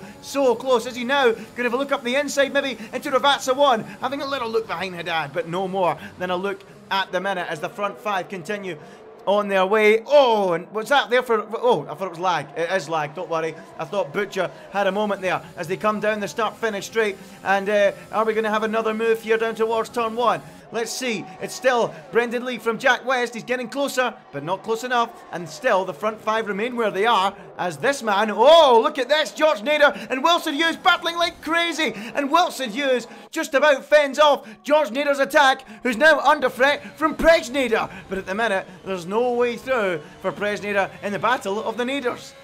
Yeah, I mean, all of the talk has been about Alfie Butcher, who's actually gone up the inside of Daniele Haddad in towards Tosa. Haddad doesn't want to get this up through Piratelli, tries to hold him off around the outside. It doesn't quite work out. Alfie Butcher into P4, and just as I was starting to talk about our other debutant today, Alfie had to go and interrupt us, and Jake Benham with a bad run through Aqua Minerali in towards the Variante Alta. There you go. Alfie Butcher could look for an opening onto the podium. He gets a bad run through there. He's closing to the rear of Benham, but I don't believe he's going to be close enough. And being in that DRS train, it's going to be very difficult for him to find an opportunity and get past as he runs wide in towards the gravel ever so slightly, and that's going to kill his run down this main straight. Yeah, Alfie Butcher making a name for himself in qualifying, and now he's doing so in the race. Didn't get Q3 right, and he's charging through the field. Dispatches Daniele Haddad finally, going into Tosa and then completing it into Piratella. So he's up a place as Jack West continues to harass Brendan Lee. We're already at 1/4 race distance, and by the way, I'm really enjoying this. No Jarno Walkmere tonight, folks. None of the heavy hitters, but, well, we still got Brendan Lee and the likes of Thomas Ronhart, the likes of Jake Benham, the likes of Fabrizio Donoso and Danny Beresney. But the young stars tonight are really putting on a show, and Alfie Butcher is one of them on debut. George Nader as well, getting his elbows out moments ago with Wilson Hughes. It's great to watch. Yeah, I was trying to talk about George Nader for a little bit before Alfie decided to go up the inside of Haddad there, but he's been very impressive at the moment. In PSGL PC F1, he's running a consistent P7. He's still in the lead train, so you really have to hand it to George Nader, of course, coming from the PlayStation platform now onto the PC. He's only recently got it, and he was actually asking me for some advice, and it's good to see he's got it all working. But I think we got to see some love for George Nader as well as Alfie Butcher. Both of them really impressing today. Yeah, no doubt about it. They're both putting on a superb show in this top tier, and they're both keen to impress as Jack West goes for the move again at the start of lap 9. Jack West breezes past Brendan Lee and regains the lead as these two continue to swap positions time and time again. Jack West up into the lead of the race once more as Danny Beresney, all the way down in 13th, remember, out in Q1, slowly but surely starting to make some progress. He'll be furious with that Q1 performance as, look at this, Joost Noordijk might try to come back at him. Nope, won't be close enough into Villeneuve, and he stays in 14th. Yep, so Joost Noordijk not having a great race today, neither is Danny Beresney. All of these drivers, unfortunately, have been dropped from the DRS, which is never a good sign. Of course, when they're fighting on the alternate strategy, we still have Luke Smith and Thomas Ronhart battling it out with the top 10 runners on the medium compound of tyre. So it's I'd imagine those two are going to be the key figures to watch out for later on in this race. But given that the rest of the grid has been dropped off the DRS, it's going to be very difficult for them to make up that time and catch up later on in the race. Yep, absolutely. It will be very difficult indeed to make up that time. So you're right, Ronhart and Smith could be the two dark horses to watch when we change the tyres round, and we are now starting to see that. Jack West pulling the trigger and the undercut at the start of lap number 10, the end of lap 9. He's into the box then. So that is the first big move from one of the drivers near the front. George Nader's also gone for the undercut. Let's see how it pans out for those drivers. So an early stop, but often it's a later stop and the charge back through that's the way to go. What will it be today, Dan? It's going to be a tall or a difficult one to call. Yep, I'm actually a bit unfamiliar with how the strategy works around this circuit, but they've opted for the medium compound of tyre, so that is going to be them going towards the end of the race. I'd imagine the rest of the grid is just going to be a soft to medium or medium to soft, so not too difficult to call out here. But on lap number 10 of 32, something happened down at the Red Bull pit, because George Nader is 3.3 seconds back from Jack West now. Oh dear, what's happened there? That's a shame for George Nader. Now 3 seconds behind Jack West, as you say. That's not at all what he'll be looking for. Now, what will Alfie Butcher be thinking here? Butcher versus Benham. Does he want to get in front so he's got the lead call on the pit stop? That's the question I'm thinking. Is that in the mind of Alfie Butcher as he rounds the final corner into the pits? Oh, Brendan Lee tried to dummy there, and Jake Benham didn't fall for it. Alfie Butcher decides, I'm coming in on this lap, so it's an earlier stop for him as well. So is this to try and cover off the likes of Jack West and well, George Nader? He's not going to cover off Jack West. He was already behind him, but Butcher makes the stop, and he's now heading down that pit lane. How far ahead will he be of George Nader? That's the question. Here he is now in the final corner. We know Jack West will breeze through. Where will George Nader, his fellow debutant, be in relation to Alfie Butcher? As he comes across the line now, George Nader. Where is Butcher? There he is there, rejoining the track. And that is Daniele Haddad, and this is going to be close. Here comes Nader up the inside, gets ahead of Haddad, and the undercut works on this occasion for Nader, but he's still behind Alfie Butcher. He's gone a little bit deep in towards turn number 4, and Daniele Haddad is being invited back into a fight with the Red Bull driver. He's lost a bit of time through Villeneuve though, and he can't quite close up in towards Tosa corner as lap number 11 continues on here. What else can happen in this race? We're just waiting for pit stops from the likes of Brendan Lee, Jake Benham and Wilson Hughes. They've got to come in very, very soon. Yep, they need to come in soon, as we can take a look at some of the action a little bit further down the order, and that's not what you want to be doing, Alfie. And again, that's a bit of experience there that can take its effect if you're not going to experience in the top tier. You know, you have to be squeaky clean on the time penalties, don't you?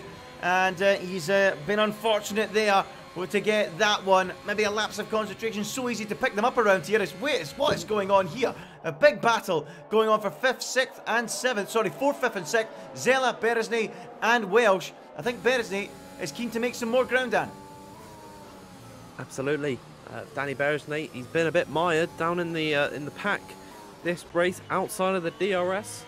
Of course, of the top 10, so it's not been good for Danny Beresney today. I think coming off the back of last week's win, he's really going to be hoping to forget this one unless he can make something of this. And I'd say getting past Christoph Zeller is going to be key because they've just been completely dropped by all of the soft runners at this point in the race. So it's not been good as all. Beresney almost spinning off the exit of Aqua Minerale. He's managed to catch his McLaren car and keep it on going. But Philip Presnader now, surely he's the lone soft runner left in this race. He's got Thomas Ronhart and Luke Smith right in behind him on medium tyres, which are going to be quicker at this point. You get the feeling, Andy, that Presnader is pulling into the pits now. Yeah, Presnader will be coming into the pits on this lap. But what about this man, Brendan Lee? He's now behind Jack West then, so that undercut for Jack West working to perfection. So Brendan Lee, as always, playing the long game with the tyres, and he's now going to try and reel Jack West back in. Alfie Butcher right behind him, and Jake Benham right there too. So Butcher has gained some ground through the stops, but unfortunately he's got himself a time penalty, so that's going to seriously affect him as Brendan Lee now tries to regain the lead from Jack West into turn 1. Nope, he's not going to try it. He's just going to sit in behind for now, as this race is slowly but surely, Dan, beginning to take shape after the pit stops from the front runners. Yep, and I think Alfie Butcher wants to make a move on Brendan Lee because he's now just about 1/10 back from the Ferrari driver. Brendan Lee goes defensive into Tosa, and tell you what, if Alfie Butcher can get a good run here, he could challenge in towards Piratella. Not quite at this point. Unfortunate that Alfie has actually got a time penalty. Hopefully he can get that removed. We know that if they appeal it to the stewards, you know, they picked up a double warning somewhere and they provide their race director and footage, he could still be in with a chance of winning this race. So he's just got to go all out attack. No prisoners held here, as through the Variante Alta they go. This is for net P2.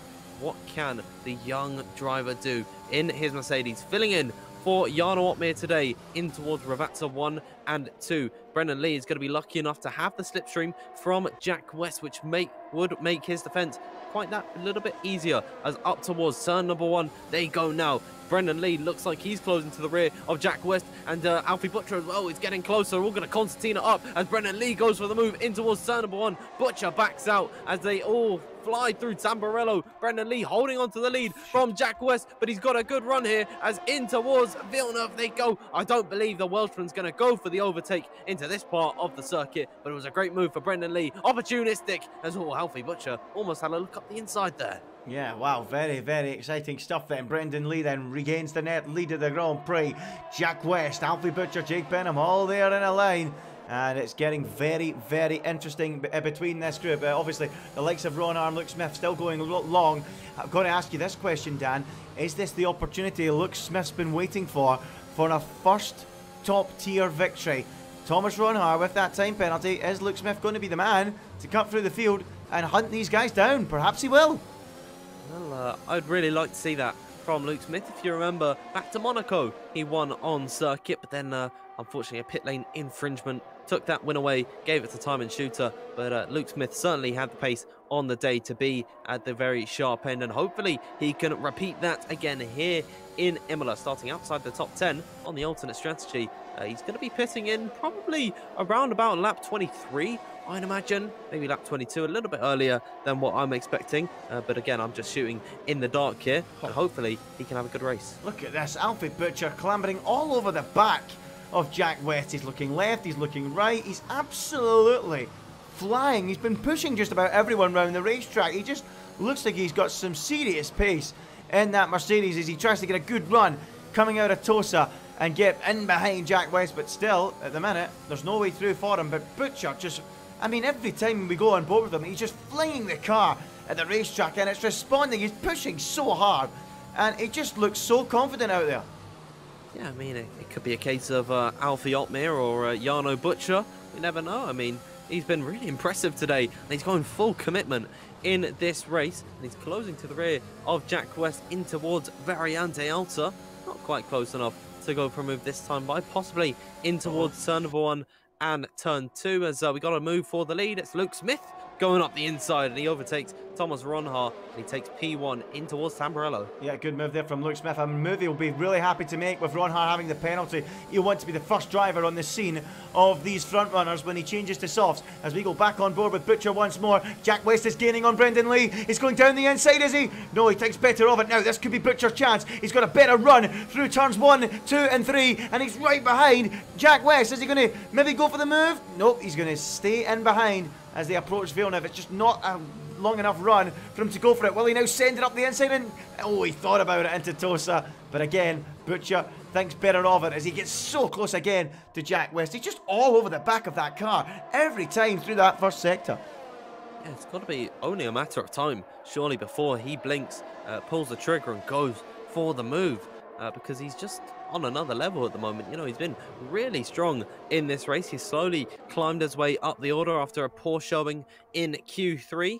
And I've been really pleased with how he's performed today. But if he can carry that on towards the second half of the race, we've just crossed the halfway point. He's closing in towards Ravata 1 and 2. Very audacious place to actually try and go for a move.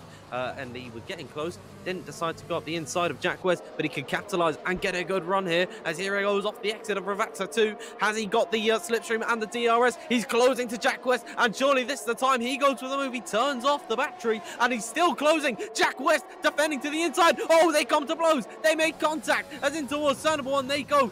Somehow in all of this, no moves have been made, but Alfie Butcher all over the back of Jack West. Slightly questionable defending with a slight bit of contact there, but as they fly in towards Villeneuve, they all stay 1, 2 and 3. Brendan Lee, Jack West and Alfie Butcher. Butcher again having a look up the inside into Tosa. Can't quite find a way through, but this is so refreshing to see. The youngsters, we so often see the experienced esports drivers, they're just happy to sit there and sit there and sit there and wait and wait and wait to the end of the race. Not this young man. He wants to come out here, impress, and just go for it at every opportunity. Doesn't want to wait in a DRS train to the end of the Grand Prix. Boring! Let's go attacking! And that's exactly what he wants to do as we get a little bit of lag once again on board with Alfie Butcher. But look at this, he's using the ERS again to get closer down this short straight.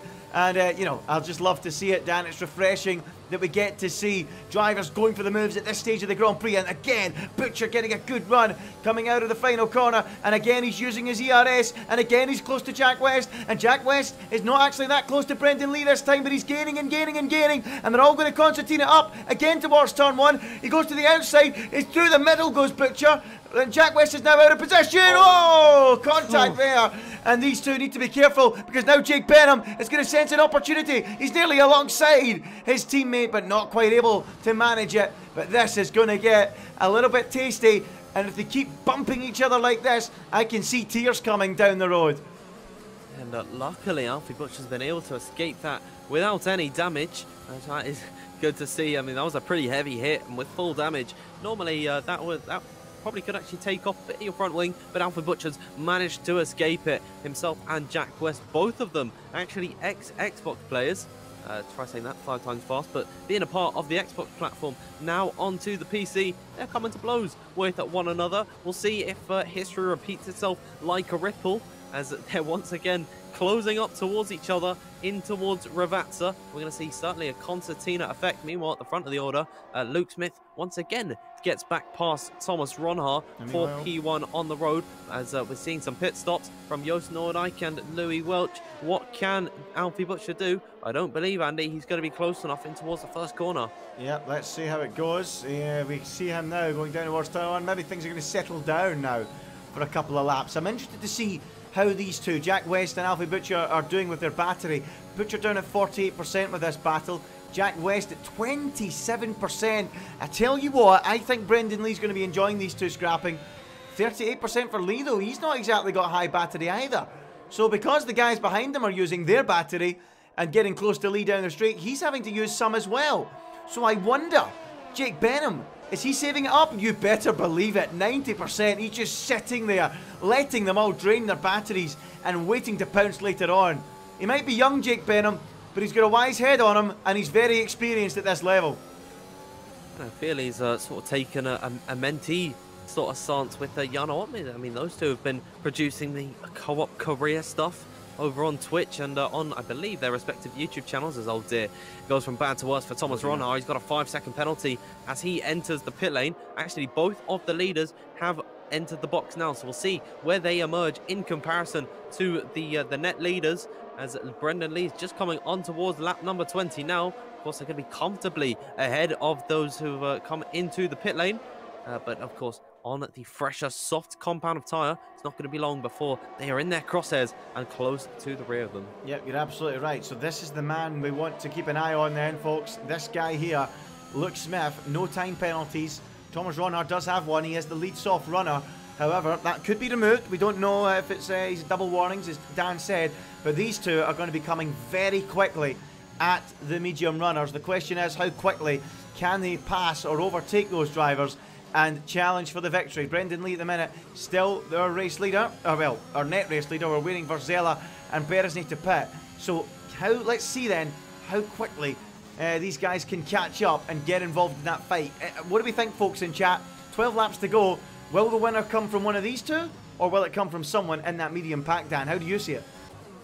It's going to be difficult to call, I think, given how difficult it is to overtake, and we've seen that so far this race, how even though there's been so much battling, there's been very few overtakes at the top of the order. I do think it is going to be one of the runners at the moment, the likes of Lee, West or Butcher, maybe even Benham in behind. Of course, you touched on the ERS that he has. He's just happy to sit in behind at the moment, not make any moves and stay out of the fire and then pounce later on in the race. So if you had to ask me, I'd say it's one of the top 4 to win. Okay, so you're going for one of the top 4 to win this Grand Prix. Tell us in chat, folks. We've got around 11, 12 laps to go. Come on, tell us what you think. Will it be one of the soft runners, the likes of Ronhar and Smith coming through? Or do we think it will come from this top 4? I think it'll either be Jake Benham or Brendan Lee for me. I just think a bit more experience. We've seen Jack West and Alfie Butcher come to blows a couple of times already. But yeah, excited to see what you guys think in chat. Who do you think will get the win? Corey Morris thinks Butcher for the win and Benham P2. Sean thinks Alfie is going to get the victory. Benham or Lee, says Nabil. And Nabil, I have to say, I agree with you, mate. I totally agree with that. I think it'll be one of those two. We'll have to wait and see. Parth thinks it'll be Brendan. Alfie Butcher or Alfred. Okay, that's one way of putting it, says Belly. So yeah, a lot of people getting in their predictions, which is good to see in chat. So, you know, keep yourself engaged in chat, folks. Fantastic to have 1.3k watching this Grand Prix live. Good to have so many along watching as we close out towards the end of the season. Just one more round after this one as we see them all cross the line now, and the leadership regained by Brendan Lee, and they're all going to close up again as Alfie Butcher gets close again to the front, but not close enough to challenge into turn one. And look how late he's braking down. He's pushing so hard.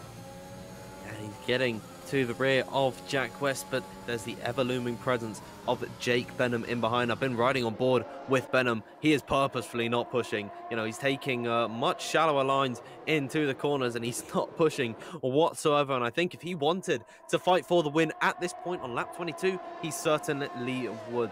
So he's just trying to keep it conservative at the moment, and then he's going to put in the work later on. So as this race progresses, I'm getting more and more onto the Jake Benham hype train. But there is also one key thing to note. Ron Haar and Luke Smith are only 2.5 seconds back from this train.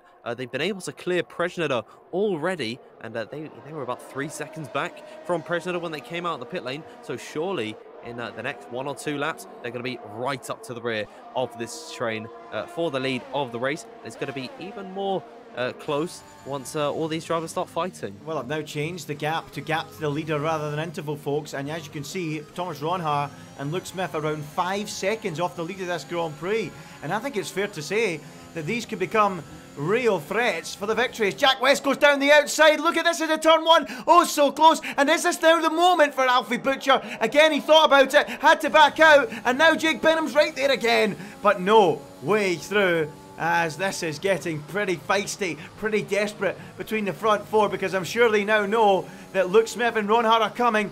3.5 seconds now. Luke Smith off the lead. Could he win it? I tell you what, I think he might. Oh, it's really all up in the air as to who is going to come out with the victory today. If they're fighting like this on lap number 23, I mean, you can't win the race at this point, so it doesn't really make sense to be fighting this much as Luke Smith through Aqua Minerale. That McLaren car just in front of him getting much bigger in the visor with every corner, and actually he is now within 1 second, so DRS will be available to Luke Smith. But that being said, he's only got he's less than 10% in the battery, so he's used it all to catch up to these guys, so he can actually be within a chance of, you know, having the DRS. Of course, that's going to inhibit the progress he actually makes when he gets into this DRS train. It's got to be all in the corners, I'd imagine, as Wilson Hughes looks close to the rear of Daniele Haddad, and he's using some of the battery to get towards the Williams car, in towards turn number 1. Jack West as well, close to Brendan Lee, as is Alfie Butcher. Jake Benham just watching in behind as they close up through turn number 1, 2, 3 and 4. No moves being made at this point as Wilson Hughes runs a touch wide and gets a 3-second time penalty. Oh, that's not good for Wilson Hughes. He's in trouble. As your favourite Scotsman, Dan, that's not going well for him at the minute. We're keeping an eye on this stalemate at the front of the field. Brendan Lee still holding off Jack West, Alfie Butcher and Jake Benham. So then, you know, it's one thing to catch the end of the train, as you've said, as we've seen with Luke Smith, but it's another thing to clear them all, and that will be tough. But he has got laps on his hand. He has still got 8 and a bit laps and time to charge that battery up. He's already back up to 20% as we watch the front of the field all concertina up. The top 9 then, all on the line, as Wilson Hughes has a little look at the back of Daniele Haddad. But at the minute, it is no more than a look as things stand, as Luke Smith gets that little bit closer to the back of Wilson Hughes, and this is a move down the inside. No, they make contact now into the first Ravazza, and wide now goes Wilson Hughes. This is the chance that Luke Smith's waiting for, and he pounces and takes the place. Ronhaar now fancies an opportunity. He also gets ahead of Wilson Hughes, and now will try to outdrag the Alpine down the straight towards turn 1. Going to be very close into the braking zone, as meanwhile at the front, Jack West is trying the move on Brendan Lee. Not too sure where to look at the minute, folks. Action everywhere, and Brendan Lee under serious threat from Jack West, but no way through for him at the minute, as we now look at the front 6 all together in a line. What a race this is turning into. I mean, this is incredible. What we're witnessing here, as unfortunately for Wilson Hughes, Luke Smith and Thomas Ronhaar have both been able to clear him, and surely Luke Smith is going to be looking onto the rear of Daniele Haddad as they come through Piratella corner now. It's the run up towards Aqua Minerale. Luke Smith is right on the tail of the Williams, as in towards the braking zone they go. No moves being made through here. Be very audacious to go for an overtake at this point of the circuit, as in towards Variante Alta they go on lap number 25. 2 soft runners mixing it in with all of the medium tyres. Who is going to come out on top? It is all a bunch of question marks at the moment, but in just a few laps time on lap number 32, we're going to have all the answers, as Luke Smith has surely got to pounce. He's got to use these soft tyres whilst he can. He gets a bad exit though on the rear of Daniele Haddad, and in towards turn one they go. Surely it's not going to be enough, as here comes Alfie Butcher closing towards Jack West, and Brendan Lee has to defend. And oh dear, oh wow, Brendan Lee almost has a Mercedes in his rear wing, as Brendan Lee somehow hangs on. There's Butcher around the outside, and now they're going to be wheel to wheel down towards the Villeneuve chicane, as Jake Benham as well tries to find an opportunity to bounce it. He goes up the inside of Alfie Butcher, and the two Mercedes cars lock on, but it is going to be Jake Benham seizing the opportunity, going up the inside where no one expected him to, and he makes the move stick at Villeneuve, secures it at Tosa, and that was a spectacular effort from Jake Benham there. That's absolutely sensational from Benham. Round the outside he goes, showing no mercy to his rookie teammate in Tier 1, showing him how it's done. Gets the elbows out when he needs to, not at every opportunity, just when he needs to. Things were getting a bit erratic between West and Butcher at times, and there you go, Benham's just put one on him there and said, okay, I'll take the move now, and we've got a massive accident, I believe, further down the order. That's Wilson Hughes off at the chicane and dropping down the order, not going to plan at all for the Scotsman as Brendan Lee continues to lead, but Butcher there, just him and West just battling too much, and Benham said, okay, this is my moment, I'll take it now. In all that happening, Andy, we've seen a penalty come out for Luke Smith there. Oh dear. That's really not going to help his race, as Jack West closes to the rear of Brendan Lee once again. In all the fighting that the pair of these guys have been doing, it's crazy to think that Brendan Lee's been able to hold off Jack West for this long, but surely West is going to pounce eventually and make the move stick. As in towards Tosa they go. Brendan Lee on lap number 27, still leading here. Yeah, Brendan Lee, I tell you what, with all the chaos going on in his mirrors, he's held his nerve superbly. Yeah, what do you expect? He's a two-time F1 Esports World Champion, a top driver, one of the most experienced out there. And as Dan's mentioned before, he's been there since way back in the league racing scene. We're talking years ago. And yeah, he's just a class act, and at the minute, he's just stringing them along, he's holding them off. But I've got to say, if Jake Benham can get ahead of Jack West, I think Brendan might have a few problems on his hands, given that Jake Benham has got similar tyre life, but he's got double the ERS in his pocket. So if Benham can make this move, it could be tough, as Luke Smith now puts one on George Nader into the final couple of corners. We missed that. Ron Hart is in there as well, and Ron Hart is also going to follow Luke Smith through, and he might even make a move on Luke Smith going down towards turn one. It's going to get very close. Meanwhile, Jack West down the inside of Brendan Lee. Is he going to do it this time? No, he's not. So close between them, as Jake Benham just waits to pounce again, but he cannot do that though. He cannot pounce, but Jack West just determined to get this move done on Brendan Lee, isn't he? Yeah, it's not quite been there. It's God, I can't remember what the story was, but it was about the guy who was just eternally punished by pushing a boulder up to the top of a mountain, only for it to fall right back down again. And that is what it's feeling like for Jack West. He's putting in all the effort to try and make the move on Brendan Lee, but it's just not working. You know, he's getting so close, and he feels that sense of achievement. He gets ahead for a split second, and then Brendan Lee just comes right back at him and retakes a position. It's got to hurt for Jack West. And surely, in all this fighting, it's taken a lot out of his tyres. And look at Alfie Butcher right up behind Jake Benham again. Keenan going on a move as Ron Hart and Smith still continue to make a little bit of progress. They're going to get there, but will they run out of laps? And they've also got penalties as well, so not looking good for them. George Nader here is going to end up 4th place on the road here, and he's going to outshine Alfie Butcher after Butcher's fine performances in qualifying. But here we go again, down towards turn one. It's all closing up. I don't think there'll be any moves at the front.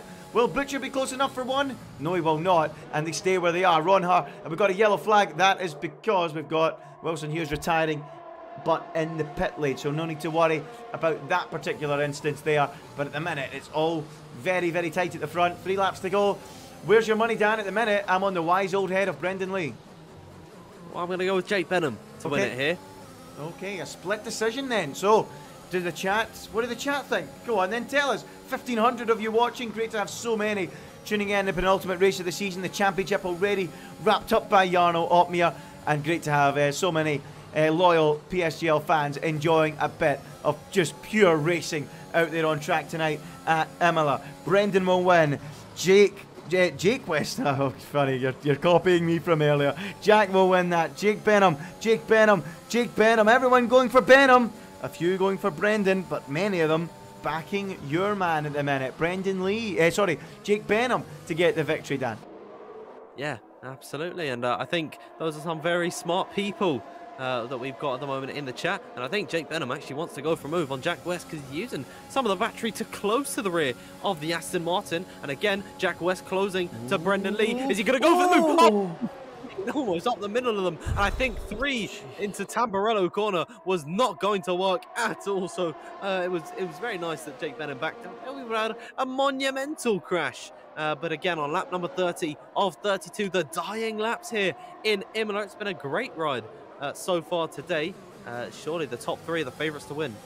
I'll tell you what, there, I had to turn away from the screen. I was hiding behind the pillow. That was nearly a big shot there into the first corner, but thankfully they all didn't come to grief and cause an absolutely monumental accident, and it was all plain sailing, fair racing. Jake Benham, though, you can see he's getting a little bit impatient. He's using a little bit more of that battery, and he realises if he wants to win the race, he needs to start thinking about a move on Jack West, and that looked like a little winner from West, but it was also a big slide from Jake Benham, and that's put Alfie Butcher right on his case, right behind him, going down towards Ravazza 1, but not quite close enough, though, to make any kind of move. So Benham at the minute with his work cut out if he wants to win from here, but he has got 2 laps to do it. Can he do it, though? That's the question, Dan. Here he is, though, gaining on Jack West. And I tell you what, it's a fine exit. A little bit of ERS. And this could be the moment that Jake Benham pounces. Brendan Lee, he's held the lead for so long. Benham round the outside of Jack West. That would be a superb move. He's shoved wide. Brendan Lee's off. They're all off. Round into a spin goes Jake Benham. And out of contention on the shambles down at turn 1. Jack West then, still in second place behind Brendan Lee. But that's a shame for Benham. He is off the road. Brendan Lee was off the road. It was absolute bedlam. Yeah, Jake Benham has just left the session straight away. Normally, you're supposed to retire in the pit lane, but I completely understand Jake here. That is a real kick in the teeth for him, and that is really going to hurt. As Jack West, he might have some wing damage. I'll just look on Taz quickly. None of them have any damage. I believe actually George Nader has got no front wing, so that is his race firmly in the bin. Luke Smith has also come off with some light front wing damage, so it's really a dampener to his race, and that has actually allowed for Danny Berejnay to be in 5th position here. He's not too far off the leaders, but coming on to the final lap of the race now, I think Brendan Lee, he's unless Jack West can do something about it, he's going to be cruising to victory here. Yeah, well, I think some of these young guns are not usually up at the front. The blood has got rushed to their head here. Jack West shoved, I think he bumped into Brendan Lee, and that's why he went wide. Wide went Jake Benham, and it all went wrong. But here is Alfie Butcher on the final lap, thinking about a move on Jack West. As Berejnay, by the way, from 17th on the grid, is now up into 4th, and might well get a podium with Alfie Butcher's penalty as things stand.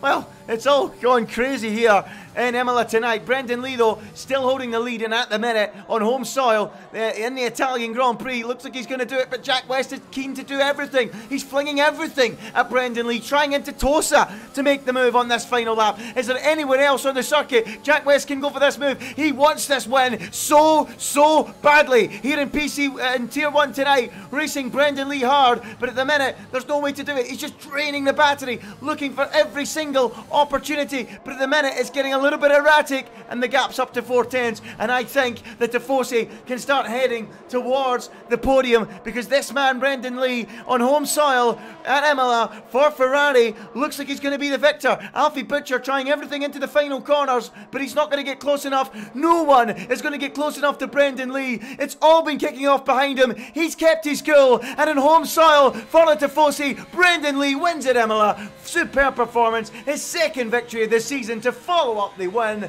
back in Singapore. Brendan Lee on top, Jack West 2nd, and a big round of applause to that man, Danny Berejnay, from 17th Dan to the podium. Yeah, after the penalty has been applied to Alfie Butcher, that still could, by the way, get removed, but Danny Berejnay comes out with P3, and that has been a very good race from Berejnay's point of view, and he certainly saved himself after that, well, to put it very lightly, atrocious qualifying by Berejnay's standards. He's come off with something good here, but I think all eyes have got to be on Brendan Lee in the Ferrari.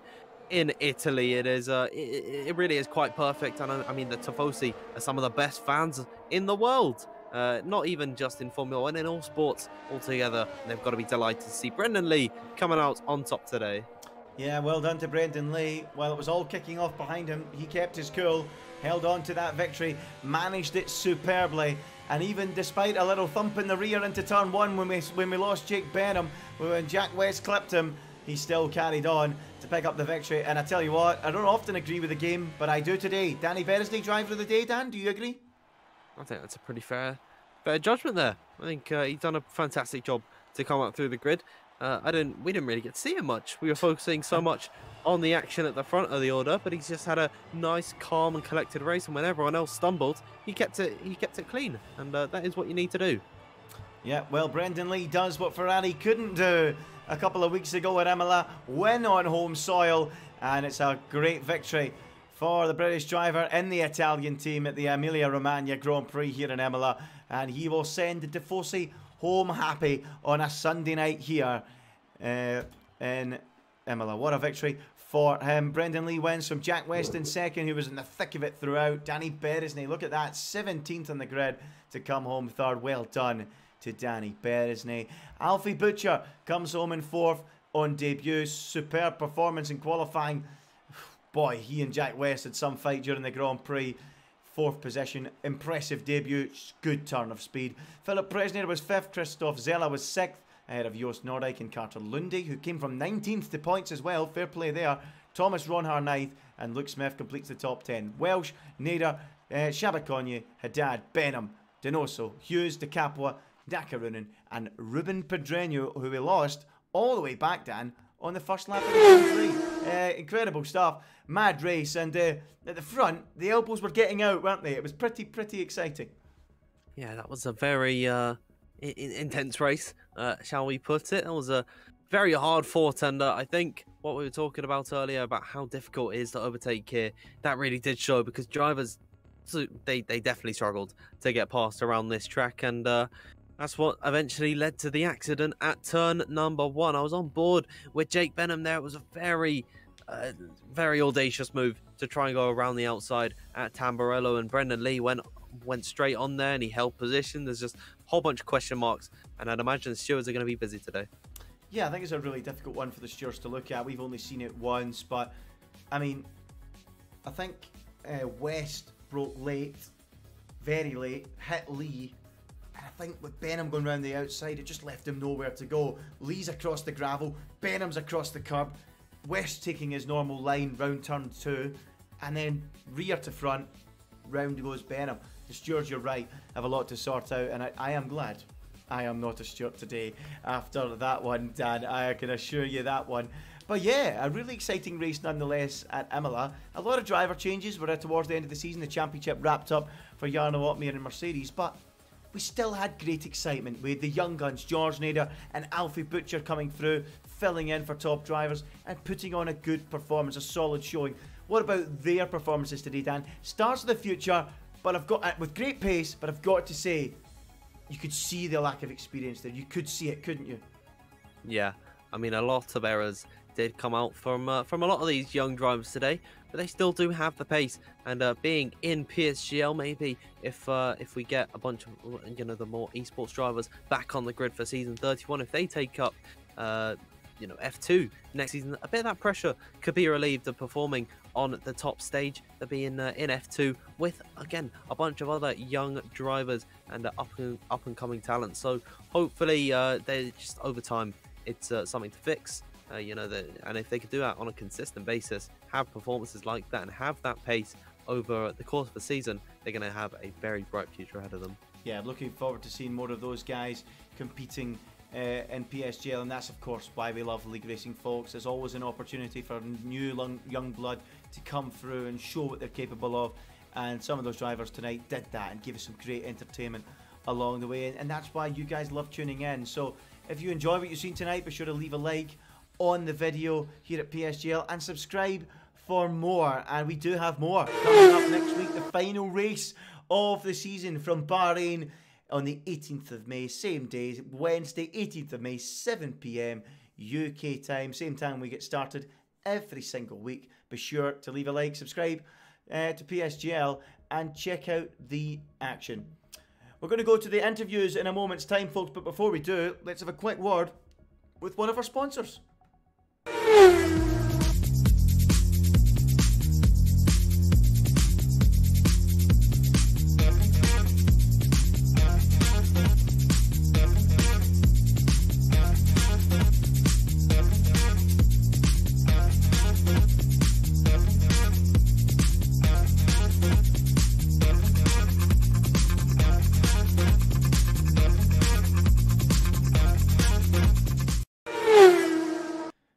As we jump back in, I can tell you folks, we've got all three of our drivers from the podium in the chat, which is fantastic to see all three of them in. I think that's the first time this season we've had all three of them join us in the chat. So quite the party for the podium interviews, but we've got to start with our race winner, Brendan Lee, a second victory of the season to follow up that fantastic win in Singapore. You must be delighted with that. You kept your cool and won on home soil for the Tifosi.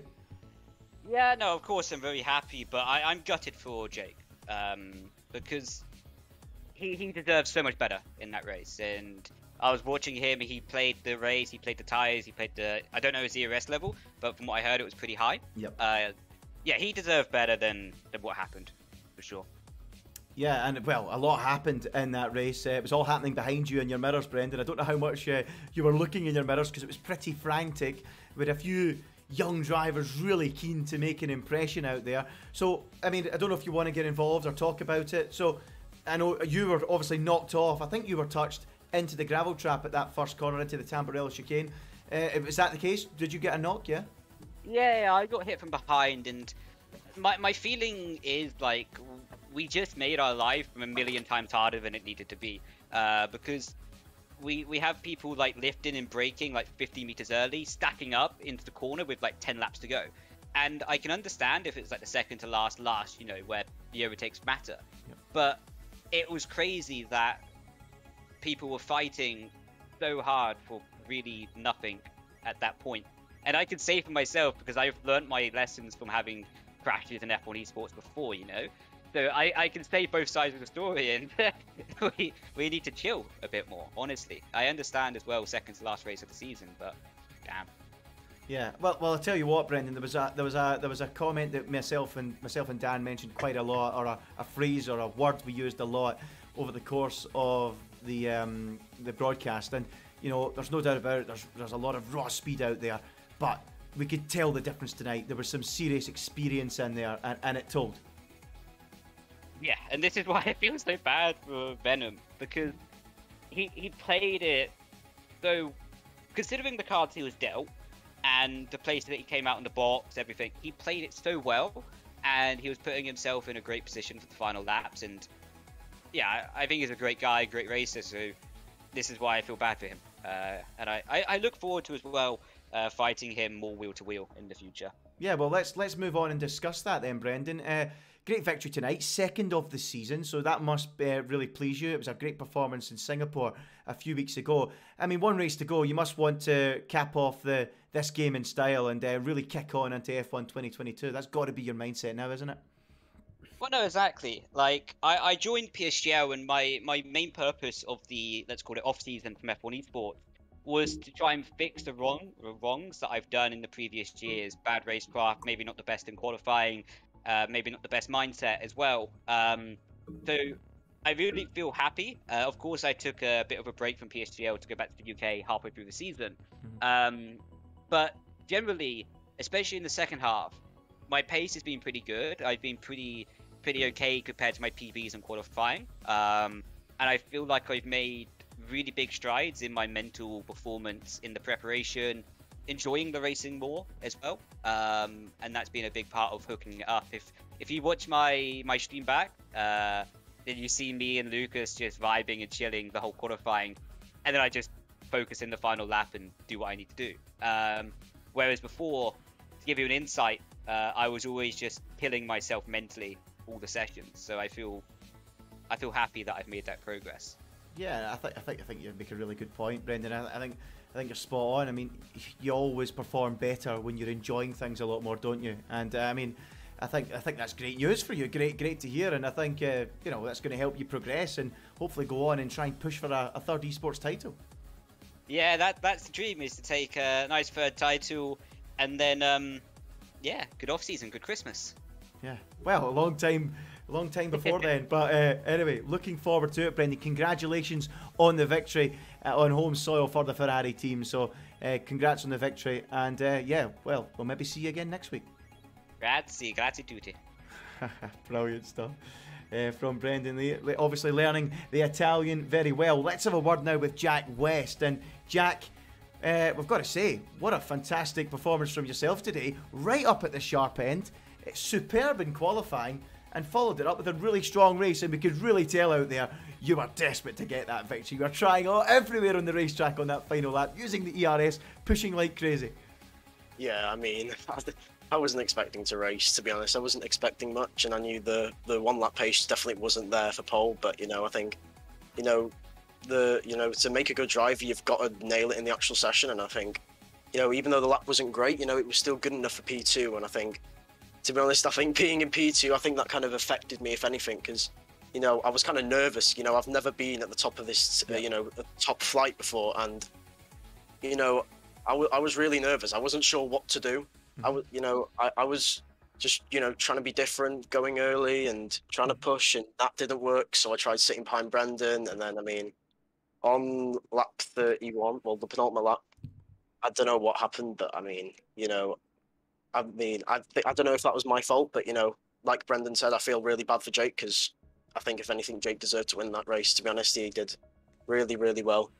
But, you know, I think I really just wasn't sure what to do. And, you know, I knew that I wanted to be P2, going on to the final lap, obviously, to have DRS. Yeah. I mean, and then, I mean, obviously, I tried all race. You could see I was closing my DRS early, braking to save battery and stuff.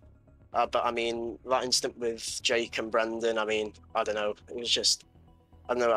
I haven't watched it back, but I think if it's my fault, I obviously put my hands up and apologise for it, you know. But I feel, again, I said, I really feel bad for Jake, because he did a really good performance today. But yeah, I think, you know, I mean, probably wouldn't have won the race anyway, as you saw. I didn't really win because the tyres did fall off a bit at the end of that race. I think I pushed a bit too much on the first few laps of the mediums, and then the tyres just fell off.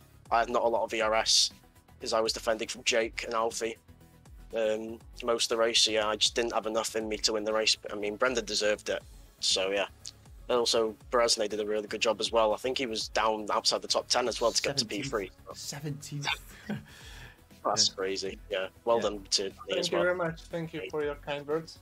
Yeah, he came charging through. He really did. But Jack, I mean, just before we jump across to Danny, I mean, you must be positives to take from that. I mean, there was some really good raw pace in there from qualifying. You said yourself in the race you didn't know what to do, but that's understandable. You've not been up at the front that often. The word me and Dan spoke about with Brendan there, experience. I mean, it's so big. It's so valuable. People don't realise how valuable that is, but it's so big. But there must be positives for you. Great performance to come home second, and the raw pace was there in quality. Yeah, I mean, you know, I moved to PC in January, and I think the goal that I wanted to, you know, take going into the new game was just to build up some confidence, really. And I think recently in other leagues I haven't been able to show that yet. So, you know, to get P2, I think that's definitely boosted my confidence a lot into the new year, new game now. So yeah, I'm really happy. And one more race next week if you get the chance in Bahrain. Is that a track you perform well at? Is that something you'll be looking to try and replicate again? Well, I mean, let's hope so. I've not done much Bahrain, but, you know, in the past I've quite enjoyed driving Bahrain. So, you know, we'll see if there's any space to Tier 1. If not, then, I mean, it is what it is. We'll do well in F2, hopefully. But, yeah, I don't mind Bahrain, so, you know, maybe. Well, congratulations on the podium, and who knows, we'll maybe see you next week. Good performance, Jack, and very impressive in qualifying, and a good run in the race. Nearly enough to get the victory. But, yeah, congratulations on the podium. Thank you, Andy. No problem.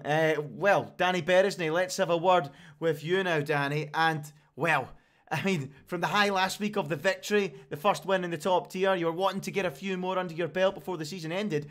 Qualifying, though, just didn't go to plan, did it? No, this is actually the track I hate the most in the calendar because okay. of the unrealistic curbs, and I'm really happy to say it's completely fixed in the next game, where you can go around the curbs and you don't gain time by absolutely cutting it. I was never really good with these RNG moments where you basically have to find the perfect speed and degree and throttle and brake position to not fly off completely the track. And in the qualifying, I flew off the track because of the curbs a little bit. So I only started from P17. And because in the race, no one can risk it, cutting the curves every lap, then I gained instantly times compared to my rival, compared to the qualifying. So in the race it was good. It was good to drive, and it was a lot nicer experience. And I had this pace. We were unlucky at the first stint because a car ahead, Gary and Ben Sabokonyi, he got away from the DRS train, so we lost 5 seconds compared to Luke Smith and Thomas Ronhard, for an example, who were also on the mediums. That was not ideal. I was really disappointed at then, but I got my race clean. I pushed as hard as I could, and the drama at the end unfolded in my favor. I had 0 warnings in the whole race. Wow. 0 warnings. Brilliant. And I'm super happy about that, because in this track, once you leave the track with all your 4 wheels, you get a warning, and to not get one in 32 laps while you're not even practicing as much as I was the previous races, then yeah, that was satisfying. Yeah, I mean, especially given how narrow the track is, Danny, and not only that, you've got to come charging through the field. So, yeah, I think that's a fantastic achievement there. So you must be delighted with that. But I mean, I've got to ask you, Danny, the 5 seconds that you lost to Thomas and to Luke, had you not lost that, do you think there was a potential opportunity for you to maybe even challenge for the victory today? Maybe, but I believe in the butterfly effect, so maybe if I don't lose that time, then I get involved in an accident out of my hands, or just because the reason I battle with different people. So I don't think there could have been a lot better result than this today. Okay. Well, congratulations on that podium. Myself and Dan agree that you are the driver of the day today. So well done, coming charging through from 17th. A great performance. Finally, Danny, before we let you go, Bahrain next. I know you said you want to try and notch up a few more good results before we end. What are you hoping for that one? Is it a track you enjoy? You said you hate Imola. What about Bahrain? Yeah, Bahrain, I think it's a great circuit. I will try to put in at least a day of practice, but obviously having the chance to play F1 2022, it's an awesome opportunity to gain advantage compared to my esports rivals for the next season already.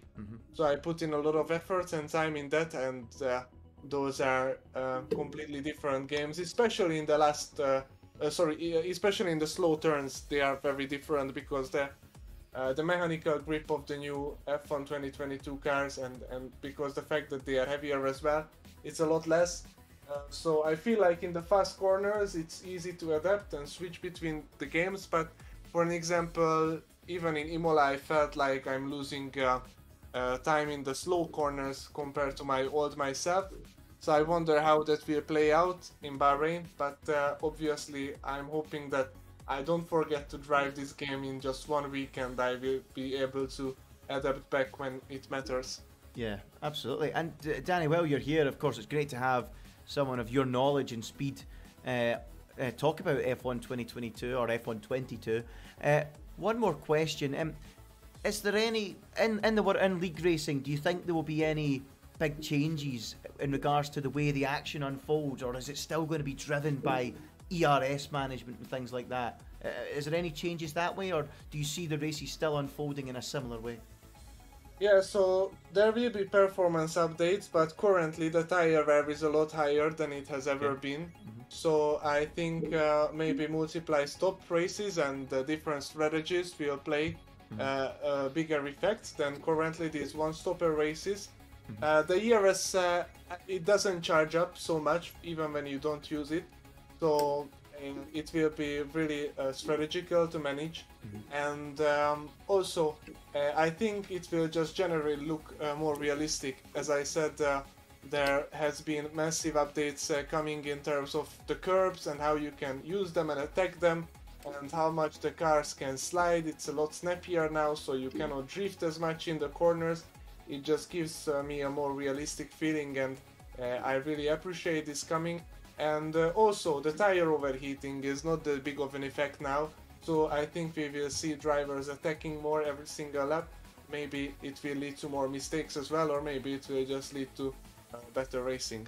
Okay, well, thanks very much for the insight, Danny. A very good insight to what we could maybe expect in some of the league racing in Season 31 and even in esports and some of the other leagues as well. So thanks very much for giving the time to tell us a little bit more about your experiences with the new game, and we look forward to seeing you on that new game. And who knows, we'll maybe see you on the podium in Bahrain next week. Thanks very much, Danny, for joining us. Thank you.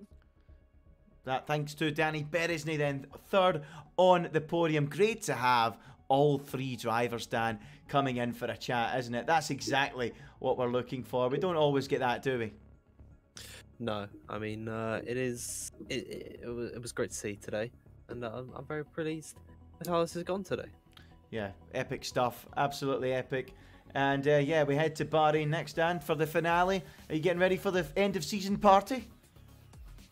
I mean, I didn't even know there was one. I haven't got my invite yet, so I'll have to get onto the phone to Big C. Yeah, we'll get on the phone to Big C, I suppose. Oh well, that rounds it off, folks. I hope you've really enjoyed the action here at PSGL tonight. The penultimate race of the season, where Brendan Lee picked up his second victory in the top tier this year on home soil for the Tifosi and the Ferrari. He sent them home happy. A good win for him. Agony for Jake Benham. But that's all from us. Be sure to join us next week on next Wednesday, 7 PM for the final race of season 30. He's been Dan Field. I've been Ginger Andy. That is us. It's time to go. Good night.